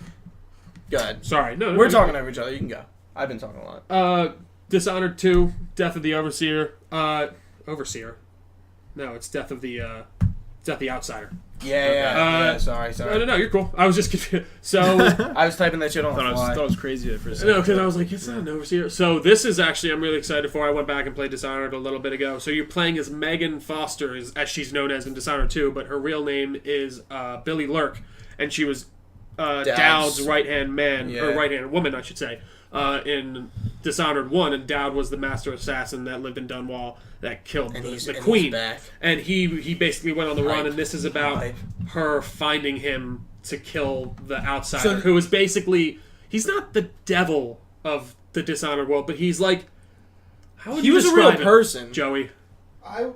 There we go. He's a deity of some sort. I would say he's like moving the pieces. He's like Loki. I'd almost say. He just kind of pops in. It's like he likes to mess with things. Just kind of like he likes to set do things what I in want motion. you to do. Yeah. But they basically think he's been screwed. He screwed their whole lives up, and they want to take him out. It seems, and it looks really cool. Yeah. Billy Lurk's arm. She lost her arm, and she has like this robotic magic. It looks so cool. And an eye, right? Yeah, and a cool eye. It's like a Terminator eye. It looks boss. I'm pumped. I'm excited. I can't wait to see more powers. I can't wait to just be all over that. Quake Champions. I don't know about September 2017, by the way. Oh yeah. I don't have much to say on Quake. I've been playing it. I got into the closed beta. I've been testing it out. It's the reimagination, Bethesda's reimagination of the ID games, like Now, the Quake games from the original. You're not under NDA right now, No, are they you? lifted that. It's open. Okay, NDA's open. We're good now. Good to This go. is legal. This is Lawyers legal. back off. You're under Right. NDA, so in the closed beta? Yeah. Really? Don't worry, Talk Tim. about Hey, it? Tim, I got your back. We I don't can need to talk use our about team it, of lawyers. but I We can't have- take a screenshot and send it, and okay. But they actually that's kinda disable it in game. That's yeah. pretty surprising. So it's basically, in my opinion, it's a reaction to Overwatch. They started adding champions. Some are from the just original characters that they've kind of brought life to. But then what I think is really cool is actually Bethesda is now using this as a platform to tie in some of their characters from the other games. So they bought in BJ Blazkowicz, who is from the Wolfenstein games, The New Order. Yeah, in our doc, he's blood. So we just keep looking at it and laughing. Great idea. I think it's really cool that Bethesda is going to use Like, Quake why not? champions Yeah. to tie in their Especially if they characters. own those people. Exactly. Why not? So like have we the might, Doom we might guy see in there, maybe. The Doom guy. Yeah. Yeah, no, that's a rumored character. We might see the Skyrim Viking. Come That in. would be awesome. It would Yeah, be sweet. even Yeah. someone in power armor from Fallout, like a guy in a power armor. Yeah, something see like that's yeah. like that'd be a great idea. I think it's awesome they're going to leverage that. But the actual execution of the champions in Quake, just in my opinion, does not work. This character, BJ, crazy overpowered. The champions will not be free. You have to pay with either in-game So is credit. this free to buy up front? It's a free-to-play game, Okay. and then you'd have to either you unlock characters or you rent them per them. day. Okay. So like, So that's very like League of Legends. Yeah, I know, style. I absolutely hate it. I think it isolates players. It's really creating a disjointed community right now. I think that the champion systems need work, but the game itself, freaking awesome. It's still Quake. The game, it's got some network issues right now, but the game is freaking sweet. Check it out if you just like arena shooters, you like shooter games, first-person shooters. You've never played Quake before, it's still a great game to jump into. You're going to suck really bad, but play it. It's fun. All right. Well, I'm glad to hear that, honestly, because I don't know much about this. And Yeah. I'm Yeah, try it out. Yeah, I only played Quake originally. Next It's up, open beta. Try it out. I will, definitely. Next up, we got the two new reveals from Bethesda this year. Both were known, sadly, prior. Were rumored heavily. So Well, we got they teased. Wait. Wolfenstein. Yeah, they teased it last year, Yeah. and like the clip for South Park, it said Wolfenstein: The New Order, in like one of the little Or the new things. Colossus. The new Colossus, yeah. So, but and everyone kind of assumed Evil It was Within 2 was yeah. coming. So Yeah. Evil Within 2, I'm a big horror game guy. It I looks didn't nice. play Evil Within 1. I I didn't tried didn't it. play it I either. rented it off GameFly when I had that trial. I couldn't really get into it. It seemed very hard for me. I didn't know what I was doing. But this one, it looks like it looks very AAA, which I love. It looks next gen. It looks scary as hell. It looks really like a good does. time. It It looks really good. roped me in. Yeah. Those creatures, like there's two frames in the trailer where there's like creatures like crawling around corners. I don't and, do like, crawling. I don't do oh, crawling. like on the walls and the Anything ceilings. crawling at me, oh, get away. I was like, so and that's pumped what up I'm for excited for that I type really of want to stuff, play Joey. it. Yeah. I talked about it on the Outlast 2 hot take. Go watch that, by the way. First off, But yeah, I like link in the video right here. Yeah, we'll put a link in the It's description. right here. But I just beat Resident Evil 4 that day, and I love that. That was so much fun. That's my first time I ever played that, and I'm probably gonna try and play Evil Within 1. The one because I'm excited for 2. I think it looks cool. I don't know if you'll agree, Gooch, Same guy. but the Evil Within 2 trailer felt. I think this is a good thing now. Knock. It felt very Kojima-ish.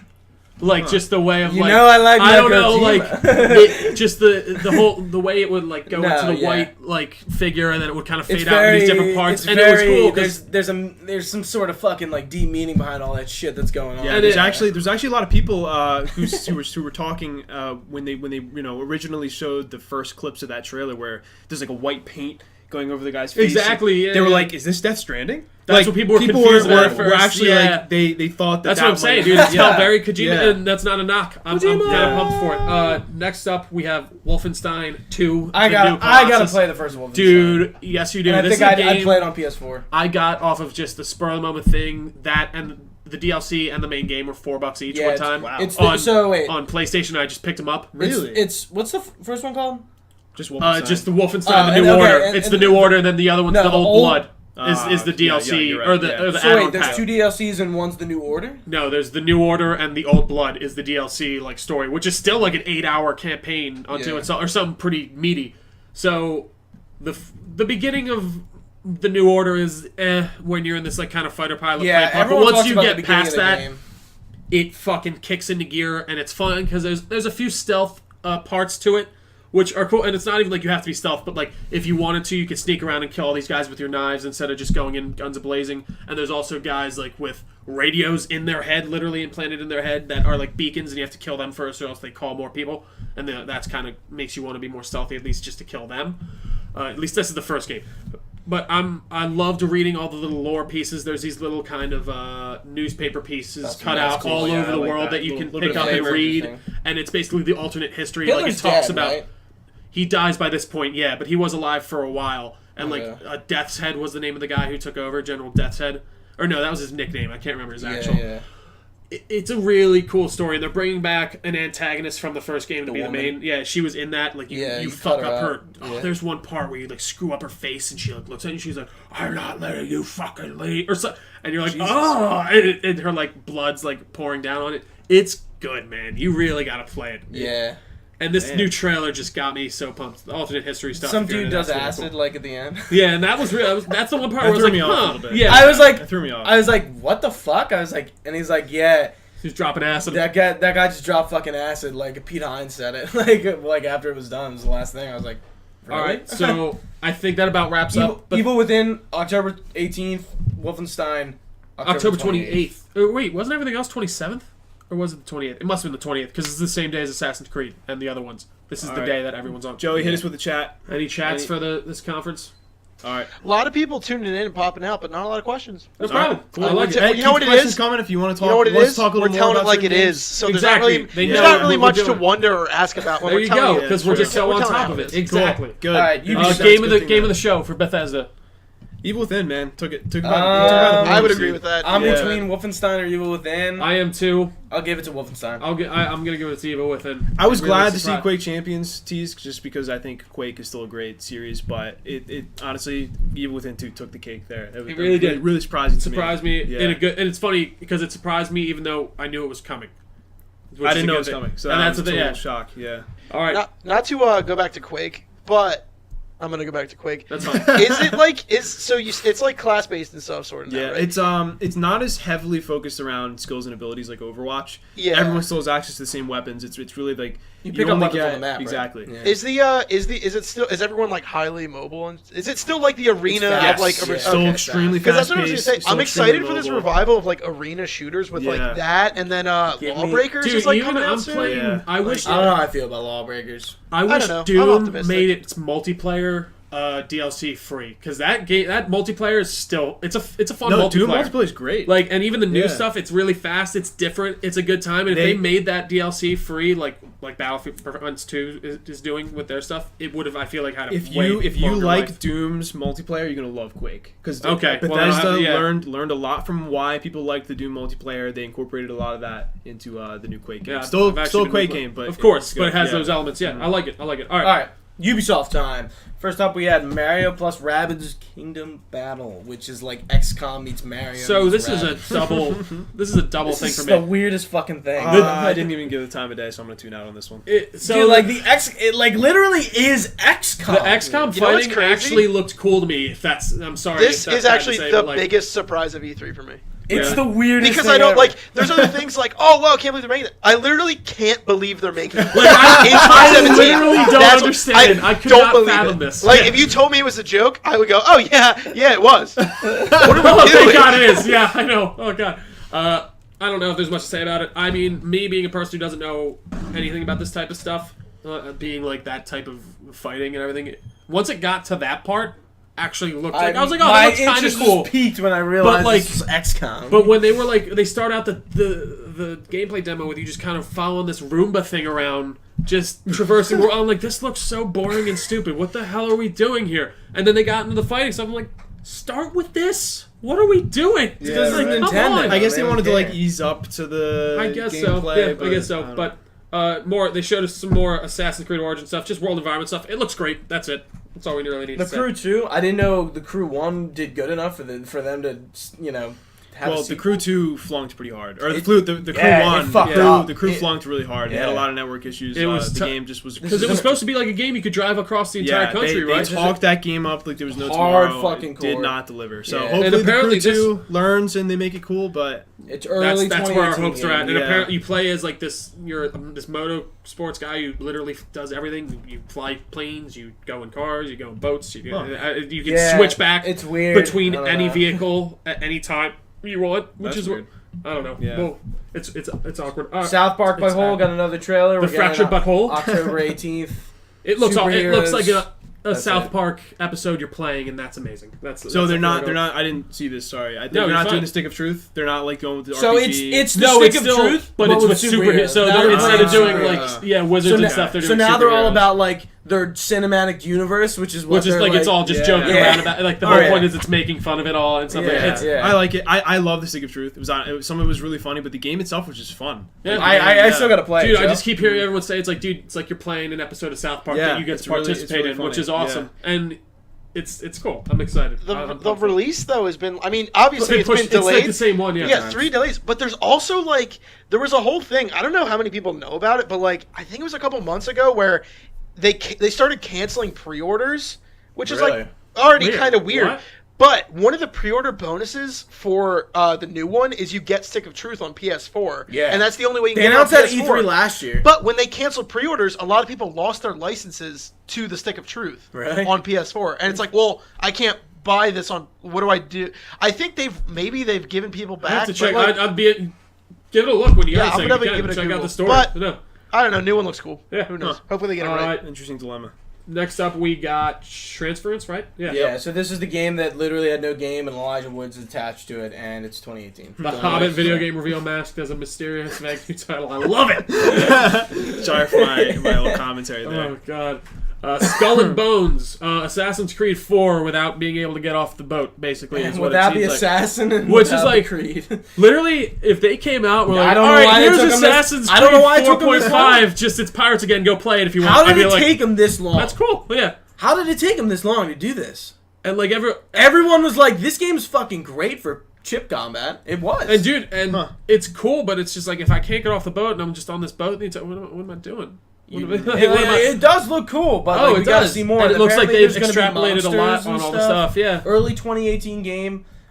We'll see. Yeah. South Park is getting a mobile game. It's called Phone Destroyer. Or South Park. It's called Phone Destroyer. You can get it if you want. I don't know. I wrote for Just Dance 2018. It's not DDR, so who cares? Alright, skip the next one. Steep is getting an expansion for the Winter Olympics. That's all. I played the free play for that game while it was on for a weekend. It's a lot of fun. I feel like if you like those games, you probably really enjoy it. But that's all I'm gonna say. I played it too. It was fun. I don't know, maybe I just suck, but I don't think the core gameplay was really that deep. It didn't feel like there's a lot of tricks I could really do, but I liked riding around on stuff. Yeah, it was cool. A guy died making that game. It's still... that's true. That's true. A guy died doing stunts. Well, not making it, really? but he was doing stunts and he died. Wow. So making it is what But it's not a substitute for Skate, which is the only thing I want. And also, since we're talking about... Skate 4 needs to happen. Since we're talking about E3, biggest disappointment, no Skate 4. I know, seriously, that is the big one that they could... You know what? We're talking about I would take Skate 4 if Terry Crews was the main character, okay? I would go to that level. I would take it. All right, well, that's on note. We will definitely contact... Wouldn't be happy, but I'd take it. Let's contact EA. Next up, we got Far Cry 5, which was announced pre-E3, but now we're finally getting our deeds. So they're finally getting rid of the exotic setting, and we're coming home to the Montana, good old US of A. Yeehaw! And honestly, the game's setting and like what it's about is super like timely, and like I think it works. And it's funny. Yeah, I agree. And it's hilarious. There's a lot of people calling them out like they did this on purpose. They're trying to make this political. They made this like 4 years ago. Yeah, exactly. They've been making this for a while. First off, yeah. So I guess it just happened to kind of hit at this kind of very crux of a moment, this crucial moment where it like kind of. It resonates with people a lot more. So what is it? It's a religious cult who takes over a town in Montana, and they're all about like, they're not like super American, but like they're their own twist on like the system. And it looks interesting. And they're like killing people, and they're spouting their spout. What they gotta say. There was one cool trailer I gotta say that I really like. It was a cool tone piece, and it was like, it was a father preaching at like in like the chapel, like and the main bad guy, and like you come up on him and his Bible's hollowed out and it has a gun in it, and it's just I think it's gonna be cool. They're not losing the Far Cry like silliness, which I'm fine with. If they're not taking themselves extremely seriously. What are you gonna say, Gooch? Go ahead. I'm liking where they're going. I played Far Cry Primal, thoroughly enjoyed it. I didn't play any Far Cry game before that. I'm probably gonna get this, especially now that the game, that month's kind of opening up, because there was a Red Dead near there, and now that's gone. See, the issue I think with Far Cry was like it really fell off with Far Cry 4 and Primal. Primal I think had more attention than 4, but 4 just seemed to like it came out and like no one gave a shit. I thoroughly enjoyed Primal. But I gotta say, just for what it was. I think Voss was so iconic and like totally. By the way, he's a character in Better Call Saul. That guy. Really? Yeah. And I feel like ever since then they tried to like dupe it with the villain in 4. Like they tried to set it up the same way as Voss was, and it didn't work. And then Primal came out; it was super different take, and I think people liked it, but it didn't get enough attention it deserved, probably because there was a lot of games coming out and it just got swept under. Yeah, I think this is a good year for Far Cry, and I think the change they're making is good. I liked 3. I liked the direction that they went because I played both of the original games 1 and 2.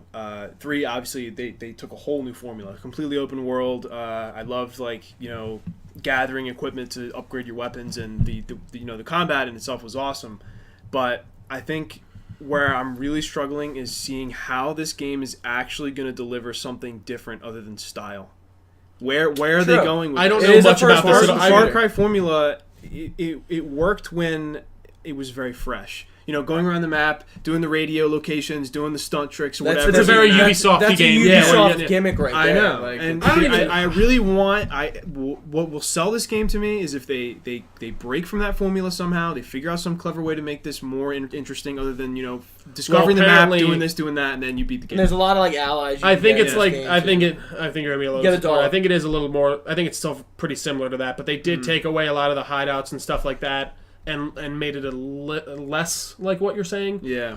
But what else was I going to say? So they kind of totally ripped off Metal Gear on some senses, where you have these companions now. There's a dog that marks people, like D-Dog. Yeah. There's a sniper like Quiet that does basically exactly what Quiet does. I didn't even which is think about fine. that. And I think this is Far Cry. I get what you're saying, that you'd like to see it reinvent itself. I don't necessarily think it needs to. I think it's going to get what it's going to get and be fine for what it is. I didn't know about the companions. As soon as you said Metal Gear, Joe was like, "What?" No. Because also, here's the way I feel about this, and just Far Cry in general. I don't really play them. I played 2 and I didn't like it, but I really have so much respect for them just doing different things now. No, I agree, cool. And hey, go for it. I think more, the setting's enough of a fresh thing to get me to be like, all right, I'm actually excited to get. But the mix of the cult stuff reminds me of Outlast. Totally, and then the companion stuff reminds me of Metal Gear, so it's like. Well, and hey, if you're gonna take some good points from some other games, I'm actually kind of okay. The protagonist can be male and female. Yeah. So I guess we'll get into Beyond and Good and Evil 2. I don't know anything about this game. All right. Cult game originally. Is this like a Last Guardians thing? Yeah. Is this? Yeah, it really is. Why are we even talking about it? No, it's not a Last Guardians thing. It's a very... No. I don't even think they have anything in development yet. They didn't even start developing it yet. No, exactly. It's really just an announcement. I don't mean in the fact that it's been 10 years, but is it like that kind of style of... It's been like that... Oh, I don't know. The game has been in the works for fucking 15 years. It hasn't been, though. They said that they're at day 0 of development. I know! That's what scares me. That's what's maybe the concept is being talked about for 10 years, but they haven't done anything. About this? Yeah, true. No, actually, I feel that strongly with a lot of... No, Last I agree. Guardian was in development for... I'm not arguing with you. Era. I didn't mean that in the way of the development time. I meant that in the way of this cult classic that everyone wants to see finally. No one wants to see this. Not everyone, but that you keep. I keep. Not see, everyone, but I you hear this disagree, vocal though. minority Who want that this. are we need this, and that I don't know them personally, but I see them on the internet. I just don't know anything about this game. I can't really give you my 2 cents. I feel kind of this way with, you're going to hate me, Death Stranding, you don't even have to talk about it anymore. No, that's exactly what I was going to say. You don't have to tell me about it. No, because that's I know it's going to be fine. Hey, these things are so far off, and that's how I feel about a lot of E3 is, hey, these things are so far off, I don't even know about them yet. Because if I care now, I won't by the time I care about Death Stranding. I see articles. Get away with it, but there's... Kojima can. I see like articles like Hideo Kojima explains story to team and they don't even understand what he's saying. Hey, tell me this like a month before it comes out. Yeah, like, seriously, I don't want to know that now. Like I can't. I agree. It's. Hey, respect if you can stay excited for that long. Dude, remember? Dude, I've been waiting for Kingdom Hearts 3 for fucking years. That's just sad. I'm not even that's sad. Like, there's another thing, like, what was I gonna... I totally just lost my point. God damn it. It was about the game development. But yeah, like, so let's talk... Well, Trio's thinking about his thought. You're good, yeah. We'll talk about the trailer. Like, the trailer's really cool. It had a lot of cursing in it, and the boob physics on that one girl were like insane. I was like, wow. You gotta watch out for the boob physics. Just cinematic. Don't no, worry. dude, it's not actual physics. It was ridiculous. You check out this is a CGI trailer. Yeah. Or Dead or Alive. Check out Dead or Alive Extreme. Well, I know it's Dead or Alive. All right, so check it out. Wrapping up. Don't check it out. Ubisoft. Anything of note? Any questions at all? Joey? I don't know. Nothing. Ubisoft didn't really hit. I think if anything sticks out, Skull and Bones was like a really cool thing. Origins is my nothing game stuck for out them. to me here. Assassin's Creed, but that's just because of stuff I've seen other places. So, yep. Moving on. Sony, the meat and potatoes. So before we break in, I want to say that I was really, I guess I was disappointed in Sony's press conference because it was the same thing as last year. Literally every game that was there last year was here this year, with no dates. Really quick, I do want to backtrack for 1 second. With Bethesda, I do want to say that I really freaking love their presentation for their conference. I think they've come into a really fucking amazing company. They got a lot of cool games. And I loved just that 30-minute. All right, I'm going to come up on stage, tell you what's going on. Said like 10 I'm going to give you this 25-minute presentation. You're not going to love all of it, but most of it you're going to like, and there's something in there for everyone. Hey. And even... If you're going to bring it back to Bethesda, I'll bring it back to Life is Strange. Because that's actually one of the cool things about this prequel is they went like, this story, there's not enough meat for 5 episodes. We're doing 3. And it's the same thing with Bethesda. Hey, we don't have enough announcements to fill an hour, so we're not going to do an hour. It's not worth it. Yeah. Hey, and even like their press conference was Sony, literally like 40 minutes. Yeah, that's it. It was quick. I prepared to tune in for a while, and it was like over. I didn't mean to derail us there, but even Yeah. with Sony, it kind of ran into this thing of where I'm like, all right, I'm waiting for something new. Where are we going? Yeah. It's like, and then so we get into some cool stuff. Don't get me wrong, awesome stuff. We start out with Uncharted: The Lost Legacy, which is basically another Uncharted game. It's coming out the end of summer. I really feel like it's another Uncharted. It's another Uncharted game, but at this point, like, it's not a bad thing. No, not at all. That's what I'm saying. People have discovered where Uncharted fits as like an entertainment. It's really like this cinematic experience. It's like going to see a movie. To describe this thing as a DLC at this point is untrue, at least in my opinion. Yeah. I feel like it's $40 though. This is No, DLC. I had no idea. Well, that's what it kind of started out as, yeah. but I don't even feel like it's right to call it a DLC. Yeah, it's this a looks full like- game. It's like an a 12-hour expansion, thing. but like it stars Nadine and Chloe. Chloe's so this is a very branch off from the original story. Yeah, there's nothing to do with Drake. Yeah. No. I think they said he might be referenced in like chatter, but Yeah, I'm thinking it happens alongside. I'm thinking, but Then we go to Horizon Zero Dawn. We get some DLC coming. Yeah, so- the Frozen Wilds. I haven't beat the game yet. I'm almost done. Yeah. Just finishing the side stuff. It's okay. Aloy dies. I I'm joking. Dude. but I think she's cute. She would get sunburned all the time. This is bullshit. That red hair and that light skin. Oh, I know. I call horseshit on that game. Anyways. I'm trying to figure out if it's after or just a new. Right. I was just going to say, if you want some tanning physics, check out Dead or Alive Extreme 3 Beach Volleyball. So, What I was Don't saying do was that. like, I'm thinking. I don't know if it's after or before or. Sorry, I don't think if it's. You don't think it's set after or before? I don't know if it's at after Or the game before the end of story the game, or yeah. just I'm during. gonna assume the it's thing. after. Me beating the game. What was that armor I'd she was assume- wearing?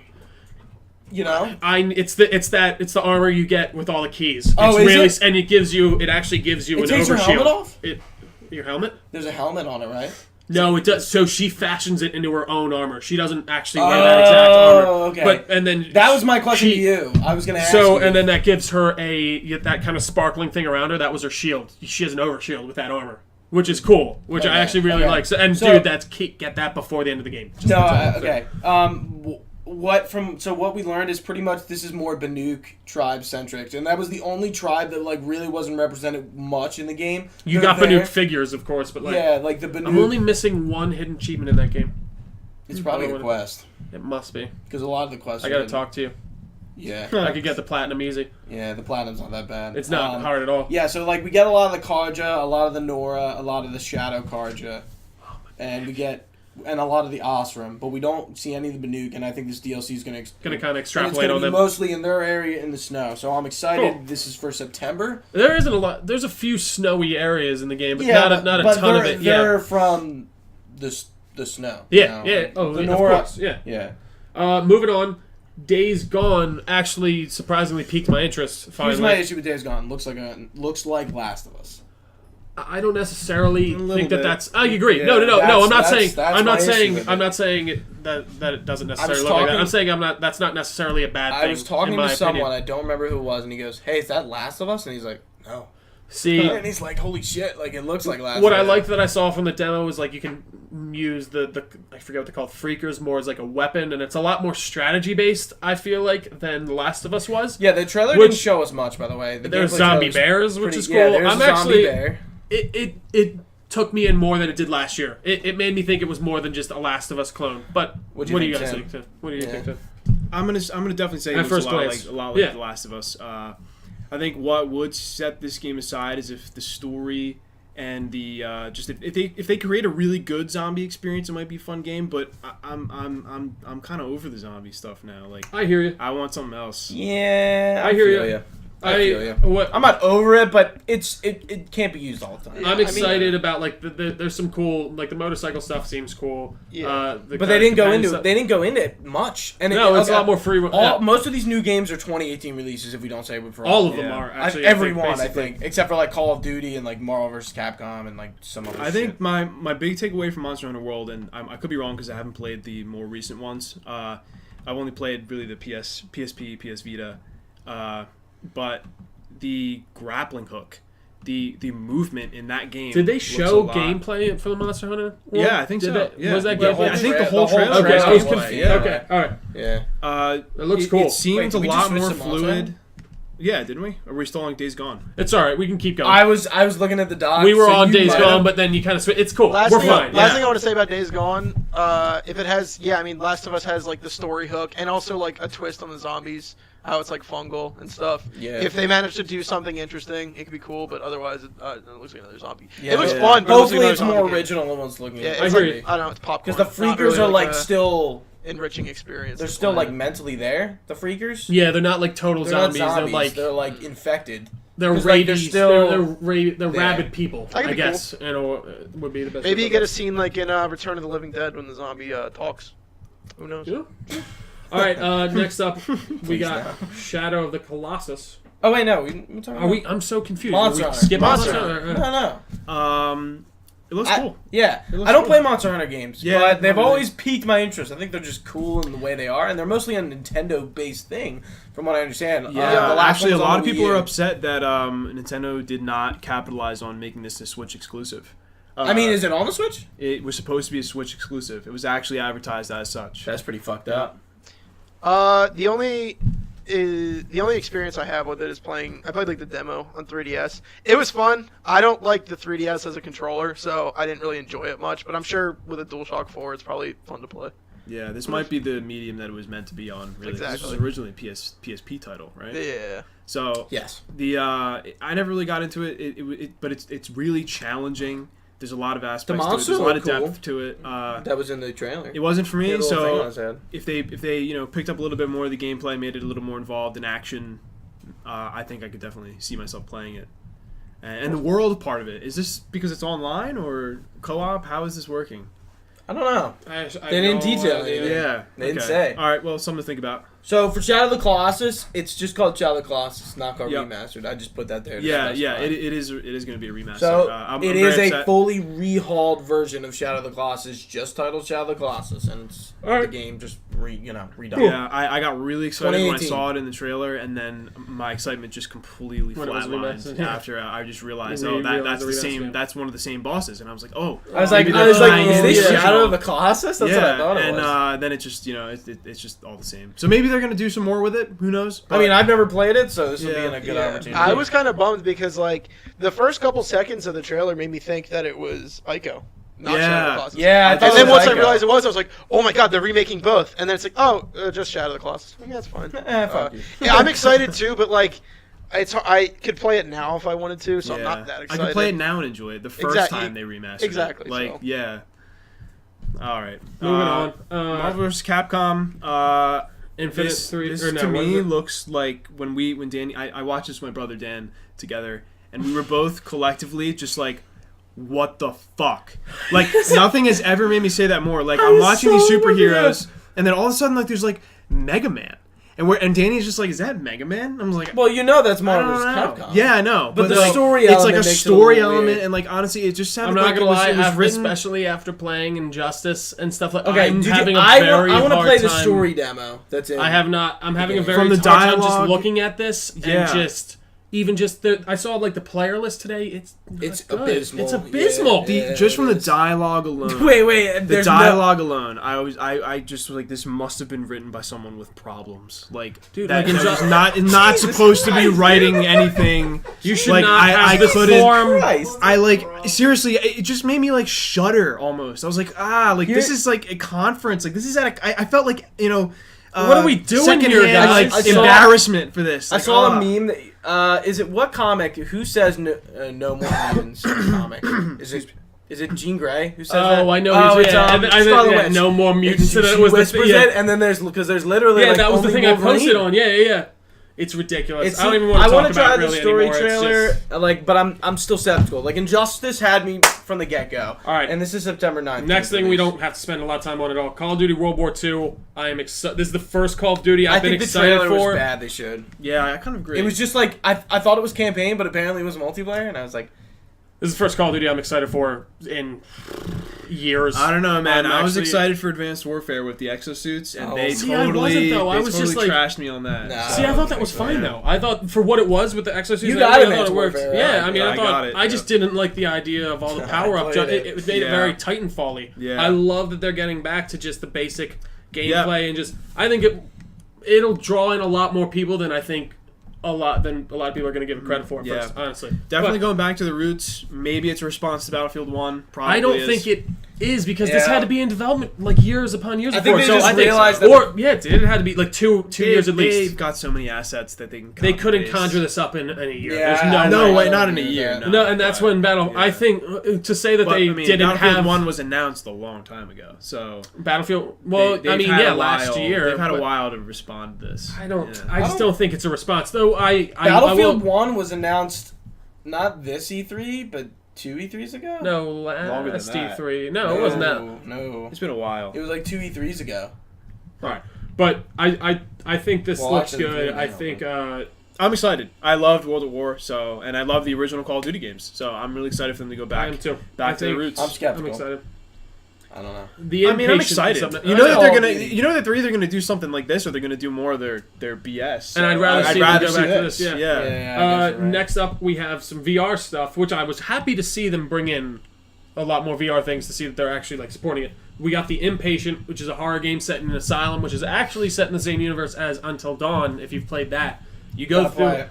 Is it the same universe? Yes. I knew it was the same developer. I didn't know it was the same universe. Yeah, apparently cool. I read on unless the article was deceiving me on Brett GameSpot Dalton or something. Gonna be in it? It's apparently the asylum you go through in the game. Yeah, okay. Which I didn't realize. Game. Not to get ahead of ourselves, but isn't that developer also releasing like Team Bravo or something? Like a squad I think base? so. Yeah, I think it's on the dock, but I don't think we're gonna talk that about looked it. bad. I'm just gonna say it looked now before we even get to it. Look bad. This is still happening. What is Final the Fantasy Until VR? Dawn? Hold on. What is the Until Dawn developer name? I don't know. Is it Ready at Dawn? No. I don't think so. I don't know. I'll Google Final it. Fantasy 15 VR. It's fishing. Let's just move on. Who gives a shit? Let's just move on, please. Who gives a shit? Wait, I gotta say, I was actually shocked by this. the hardest I laughed at any part of E3, even more so than like the rabbits. Yeah. Was go back and watch it. The first second of that Final Fantasy 15 trailer is a guitar going wow, and then it starts. Dude, I died. That was so good. Oh my god. Yeah, you ready for some fishing? Ready for some fishing? What's Moss? It's about a cute little mouse guy, and it's a VR game. And yeah. Dude, the mouse is so cute. It's so cute. I'm with you. I like that. Dude, I know that was cute. I'm sold. I'm excited about the mouse. Yeah, it's like a experience where you have to interact with the environment and help the mouse. Yeah, and you fight as the mouse too on the controller. I watched Kind of Funny I play. didn't know that. Yeah, so you control the mouse. I think her name is something. I don't know. I love something. It's she has a name. That's a beautiful name. Maybe it's Moss. Maybe something. Her name Come is here, Moss. please. I think this is just a good point to just talk about the adoption of VR in general. I think I'm happy to see that they're supporting any of us, like, looking back 2 years ago when Sony and Oculus Rift started really coming up hot, had any of us expected to see this kind of adoption? Like, Joey's nodding yes. I think so. Yeah. I mean, I feel like I've always thought that I feel like VR yes, was like the next big but like thing. As soon as people started talking about it, I was like, Xbox doesn't have their own VR. That's how PlayStation. Well, they have the does. partnership with Oculus, and I think that it could, if they really wanted to, they could make it run on the One X or whatever their next console's. Oh yeah, if they really wanted to, it is VR ready. But what I will say with that is, I totally just lost my train of thought again. What were we talking about? VR. Oh yeah. I did not see it coming to be this big of a deal. Like, and I do want to get it, but I would love to see it be a little bit less cluttered in the way of like there's a lot. There of needs to be like more meaningful wired-wise. experiences. Yeah. And I don't. That's what I was gonna say. I don't think VR is gonna exist predominantly in the video game space. Sure, it might make its waves there, and something cool might come out of it. But I think mostly it's going to exist in just the media stage in general, where people are going to go see live concerts in VR. People are going to go see live events in VR. You could go see a movie in VR, and you see it in this gigantic screen, and you're looking around, it feels like you're there. There's going to be cameras set up, like I'm saying, at like a football game, where it looks like you're on the... Yeah, you have a 360 camera right there. Like when I at King of Prussia Mall this last week, there's a VR station where you can like do this VR experience, and it's a quick little even thing. Like movies and stuff. Like it's kind of ridiculous. They're releasing VR experiences for like. There was like I don't want to say Alien. It might have been an Alien Covenant one, but there was an Assassin's Creed experience one and stuff like that. But they were releasing them for money. All these movie series. I'm like, hold the fuck up. Release them for free. And whoever has a VR headset should just be able to do that. That's free advertising for your movie. Right. That's what you should be doing. And that's cool. Not to cut you off, but I played VR at Best Buy. I played PlayStation VR at Best Buy once. I need to get on that. It was cool. My cousin has it. I played the Star Wars Battlefront demo. See that that was cool. Being in the cockpit and just looking around like, oh, if Battlefront 2 comes out with a VR just dogfighter mode, my god, I'm in the cockpit. See, but like their experience is not full games, and like that's where I think VR lacks. And it's gonna be tough. Full game. Yeah, but like, and I mean, dude, Fallout 4 is fucking.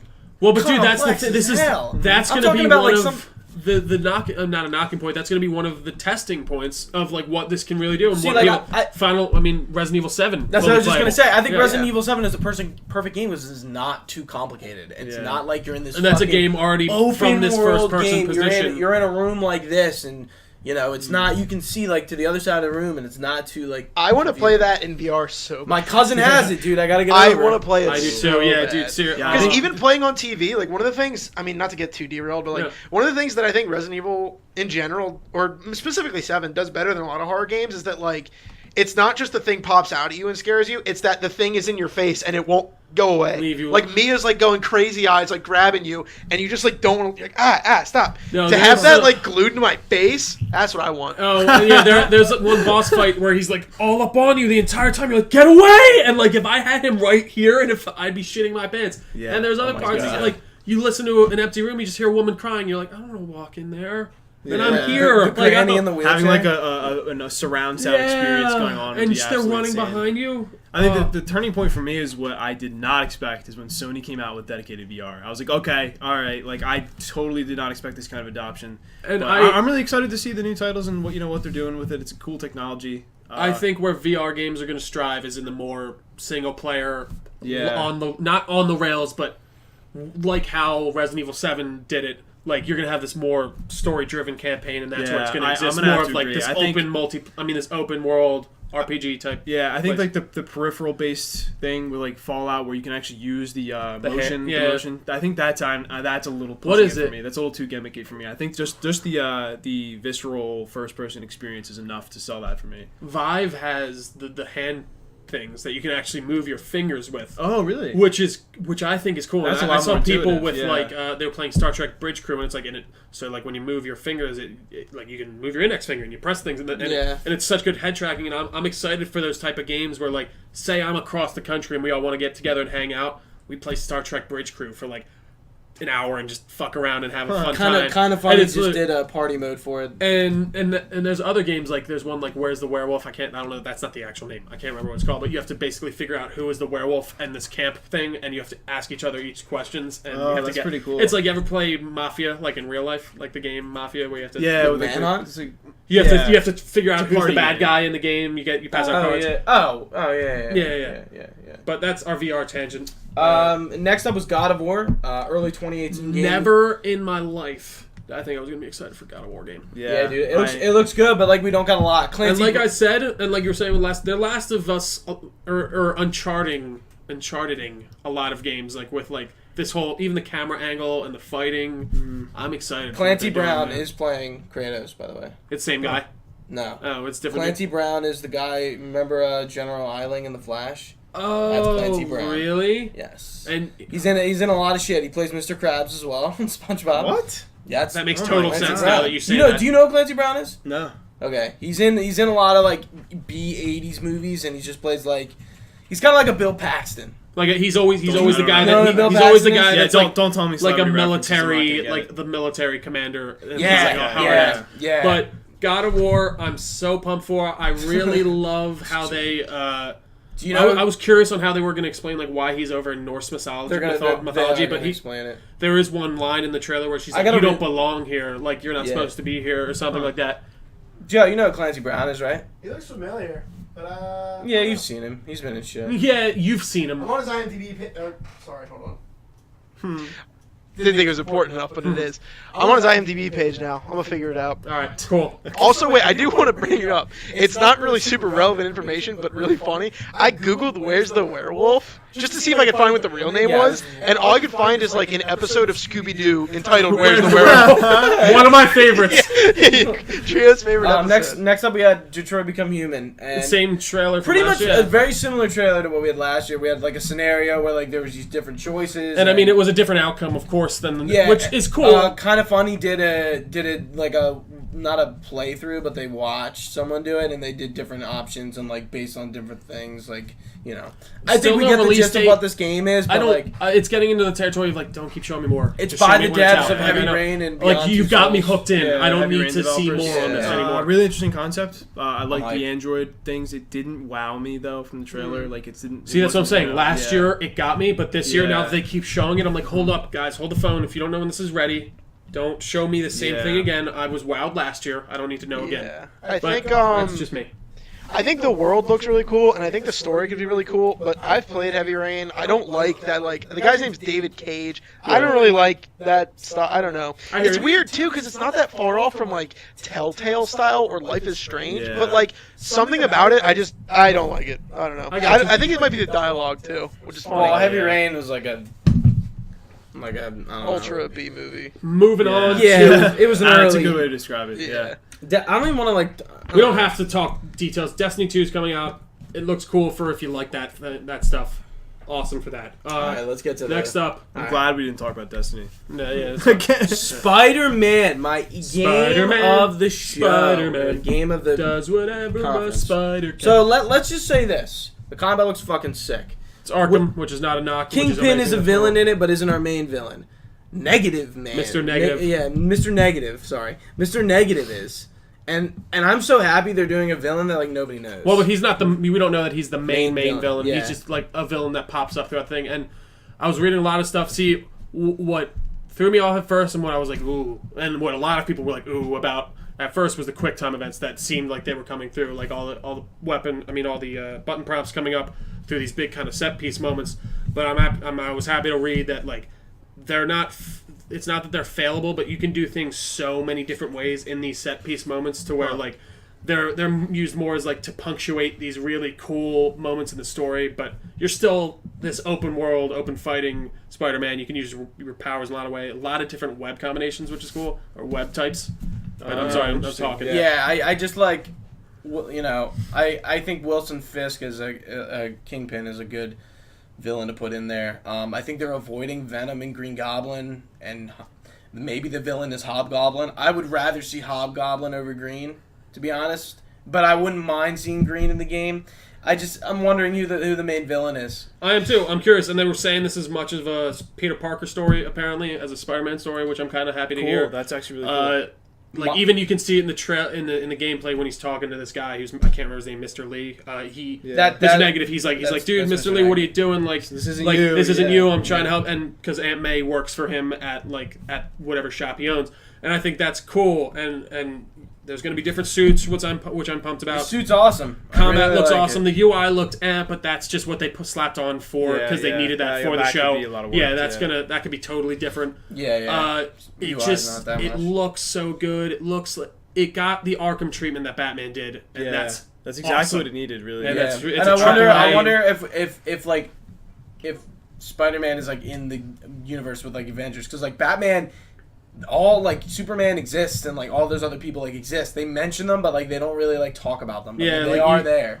There's references to all of them. I speaking to the villain, I would like to see something else. To be honest, I don't think that Mr. Negative's a good pull because you don't know anymore. Yeah, I just don't think that the powers of the villain look all that interesting. Like really, for that one, he's a BC lister. Like, dude. Oh no, he's definitely B. Yeah, and I think he's only going to be one of the guys that you kind of. That's good. There's I'm a lot of what's next then. Like there was a lot of contextual stuff. Like there's a part where you land where he lands on top of the building and there's like a steel beam behind 3 dudes and he just web zips and pulls it and like knocks out all 3 of them. And apparently that's totally contextual. Like there was another part I was reading where they tackle it a different way. Yeah, of course. You can't throw people off the roof. Yeah, like, he zips them back on. He will zip them back on. Or they've got to mod that. They totally Bethesda. I want to kill so many people. No. Because you know how weird it would feel to be Peter Parker as Spider-Man throwing people off buildings? And dude, I'm glad. Right, okay. Hey, if I want to do that, I'll play Grand Theft Auto. Thank you very much. That's a good point. And I mean, fairly, they could have honestly made this called Web Slinger Simulator 2017, and I would have bought it. It's so true. I just miss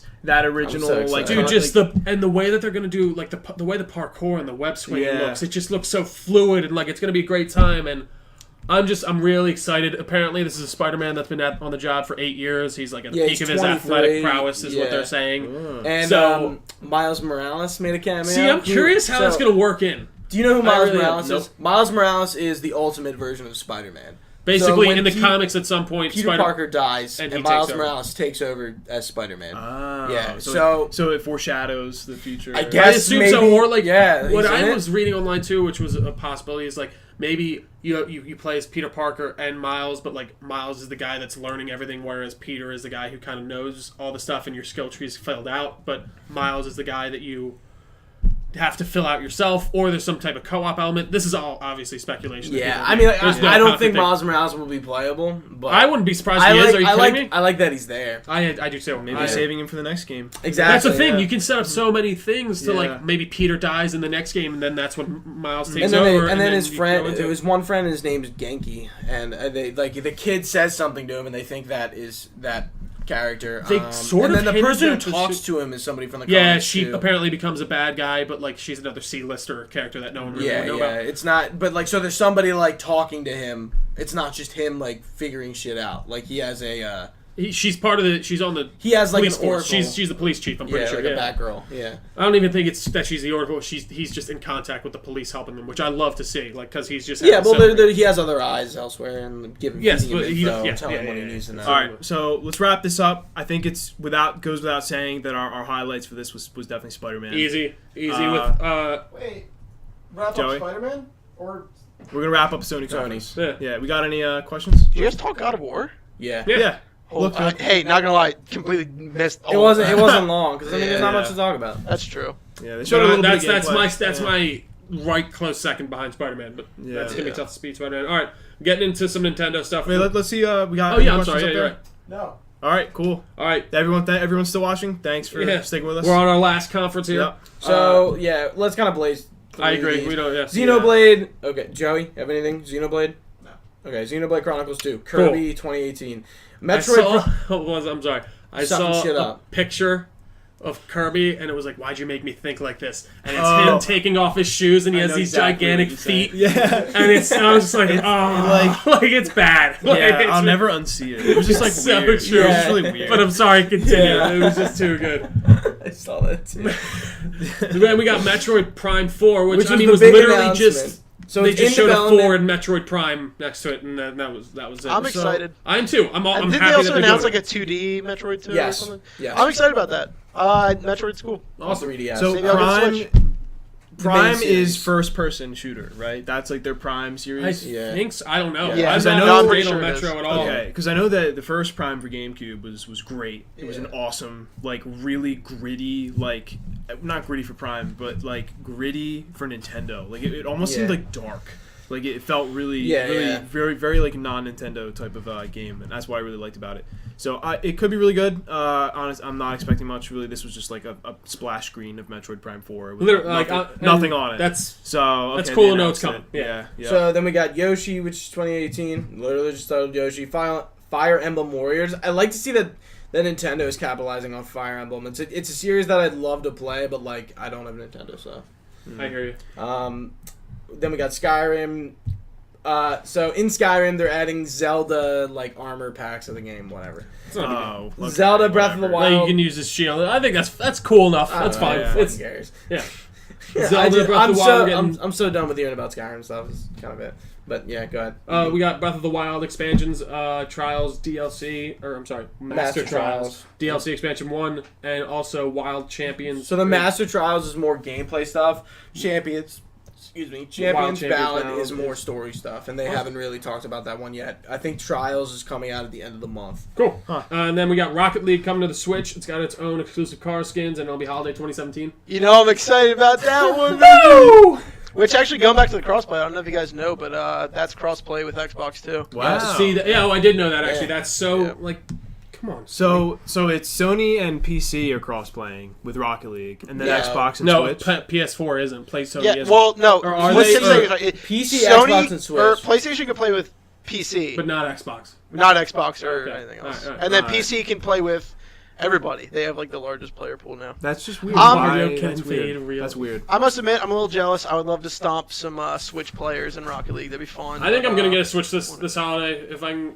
Not even if I can get it cheap. Just they announced some games that I want to get. Yeah, and between like Zelda, Mario, and Metroid, I'm thinking now. I'm like, okay, this is enough that I could be like, yeah, I'm glad I got it. Even Smash, like I take Mario Kart back. I know that they're releases, but. I'm not even gonna kid myself. If they announce Smash Bros, I'm getting a Switch. They have the old Smash. I bought the Wii U like literally for Smash Bros. And dude, that's all I played on. One thing I will give to Nintendo, they know how to make a party game. And then also, how can I forget like Mario Kart 8 Deluxe and like Splatoon 2? That's what I'm saying. Yeah, there's enough to play. They have to have another Mario Party coming next year. They have to. I need a Mario Party. Oh, that I think will be that'll be when I pull the trigger. I love Mario Party. You know what? I would get it for Mario Party too. Yeah, that's like really fun. They're so much fun. Especially playing with like everybody like that. But speaking of Mario, we got Super Mario Odyssey, which you guys, I'm actually It looks good, but it's just fine. Like goofy. It is. It really is goofy. New Donk City? Are you fucking? Mario can apparently possess other people's bodies by throwing his hat on them.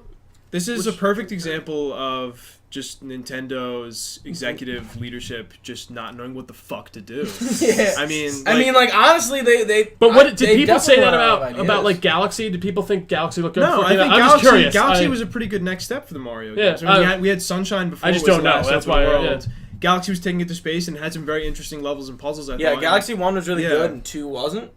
Yeah, I'm surprised they made it 2. Actually, I thought they were gonna jump right into something else, but this just seems too out there. Like from what I've heard, like they made so much stuff for 1 that they just turned it into like 2. Okay. So kind of like how Jackass does that with like the 0.5 movies. Okay. That's just all the that's literally just all the shit that they couldn't put in the movie. Yeah, exactly. Like, hey, we have enough behind the scenes stuff and like unused skits. Whole nother movie. Here's 2.5. Here's 3.5. Yeah. I actually think 3.5 is better than 3 personally, but. So you know what? I think I kind of agree with that. Because 3 is all about the 3D. 3.5, they're like, we don't care. Yeah, so it's exactly, not as gimmicky. Yeah. So the game's coming out on October 27th. So I think it's 27th. Maybe I got the 28th. Yeah, wrong. I think so too. I don't know, maybe. No, but, I do remember 27th more in my mind. Yeah. So.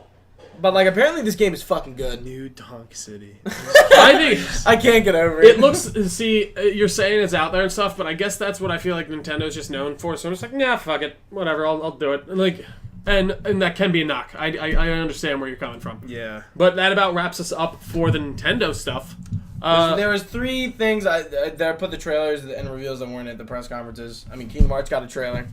Kingdom Hearts 3 got a Who the fuck knows? Kingdom Hearts 3 got a trailer, guys. It's out. Yeah, it's a nice trailer. We'll see that game in 3 years. Didn't they literally say it's within 3 years? I don't know, but they're releasing more information at D23, which is why? Disney's Just shut convention. Age of Empires, the original, is getting a remaster. Do you play Age of Empires or? Yeah, I used to play it. Okay.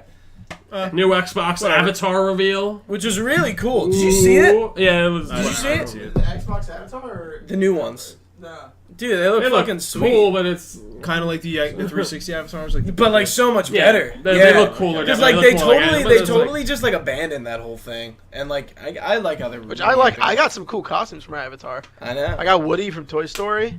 Wow. Yeah. I got the Castle Crashers. Oh yeah, helmet. I had the Doctor from Assassin's Creed Brotherhood. Yeah. I remember they did like Halo helmets. Yeah, for like Reach and shit. They had Avatar awards, and it was only like 7 games. I remember there being a lot of cool items you could get for getting trophies and stuff, and I don't know why that's not still happening. Like, I think they just like kind of like the system got old, and they're kind of like. but like even if I got like, I mean, Sony's avatars are just literally like a picture, a icon. But even if it was like, oh, platinum this, get this icon, like, oh yeah, maybe I like want to do it. I'm not as into trophies, but if there was like a reward for it that I could like, oh, you get a theme. Like, actually, Bloodborne does that, I know, but, Oh, really? yeah, Themes, if you platinum themes it, would be a big you reward. get, like, an email with a theme. Yeah. But I've heard some people never get the email, so I wouldn't do it. never get That's Well, funny. 10 years later, never got the email. I think that about covers it. Yeah, Guys, that's right? right. Any other big? Okay, tell me how much time? We're way over what we planned, but Like, we're at, like, 2.5 hours. Yeah. I told you. I specifically said like it's gonna be 2 hours. The only thing we didn't hit, it's not really new, but Undertale coming to PS4 and Vita. Oh, yeah. I'm gonna get Undertale on Vita. Yeah, I'm gonna get it on Vita. I'm excited, I love dude. Undertale. Yeah. Tim Finally, like, I feel like, hey, I'm glad I bought my Vita. There you go. Actually, no, I already did. After all this time, I don't regret my Vita purchase because I don't got it either. just for the indies. Like, Dude, there you Exactly. go. And I hear I can play Online Super Miami Meat love Boy. it. Yeah, I can so- play Rogue Legacy. You guys are on Vita Yeah. Island. You guys are on Vita Island. It's alright. Yeah, Vita's Yeah. good. All right. It's a little lonely on Vita Island, to be honest. Yeah. Like we Got Joey. said, Got Joey. it's a good. I think it was a good E3. It wasn't great, but you know that's that. Yeah, you're the third parties. Thank you all for watching the Delco Nerd Network. You guys can find us on our Facebook page at facebook.com/Delco Nerd Network and Twitter at the DNN Podcast, as well as YouTube. Oh, at Delco Nerd. Not DNN Podcast. You anymore. change it? Oh, did we? Changed it. We could. You changed changed it. Delco I got Nerd. Delco All Nerd. right. So And the at Delco Nerd. I'm Instagram sorry. is the DNN podcast? Yes. And then you can find us on YouTube at youtube.com/Ragucci25. We're going to probably try and get that over to DNN Podcast at some point. Like, follow, subscribe for more. Thank you so much for following. See you next time, and stay nerdy.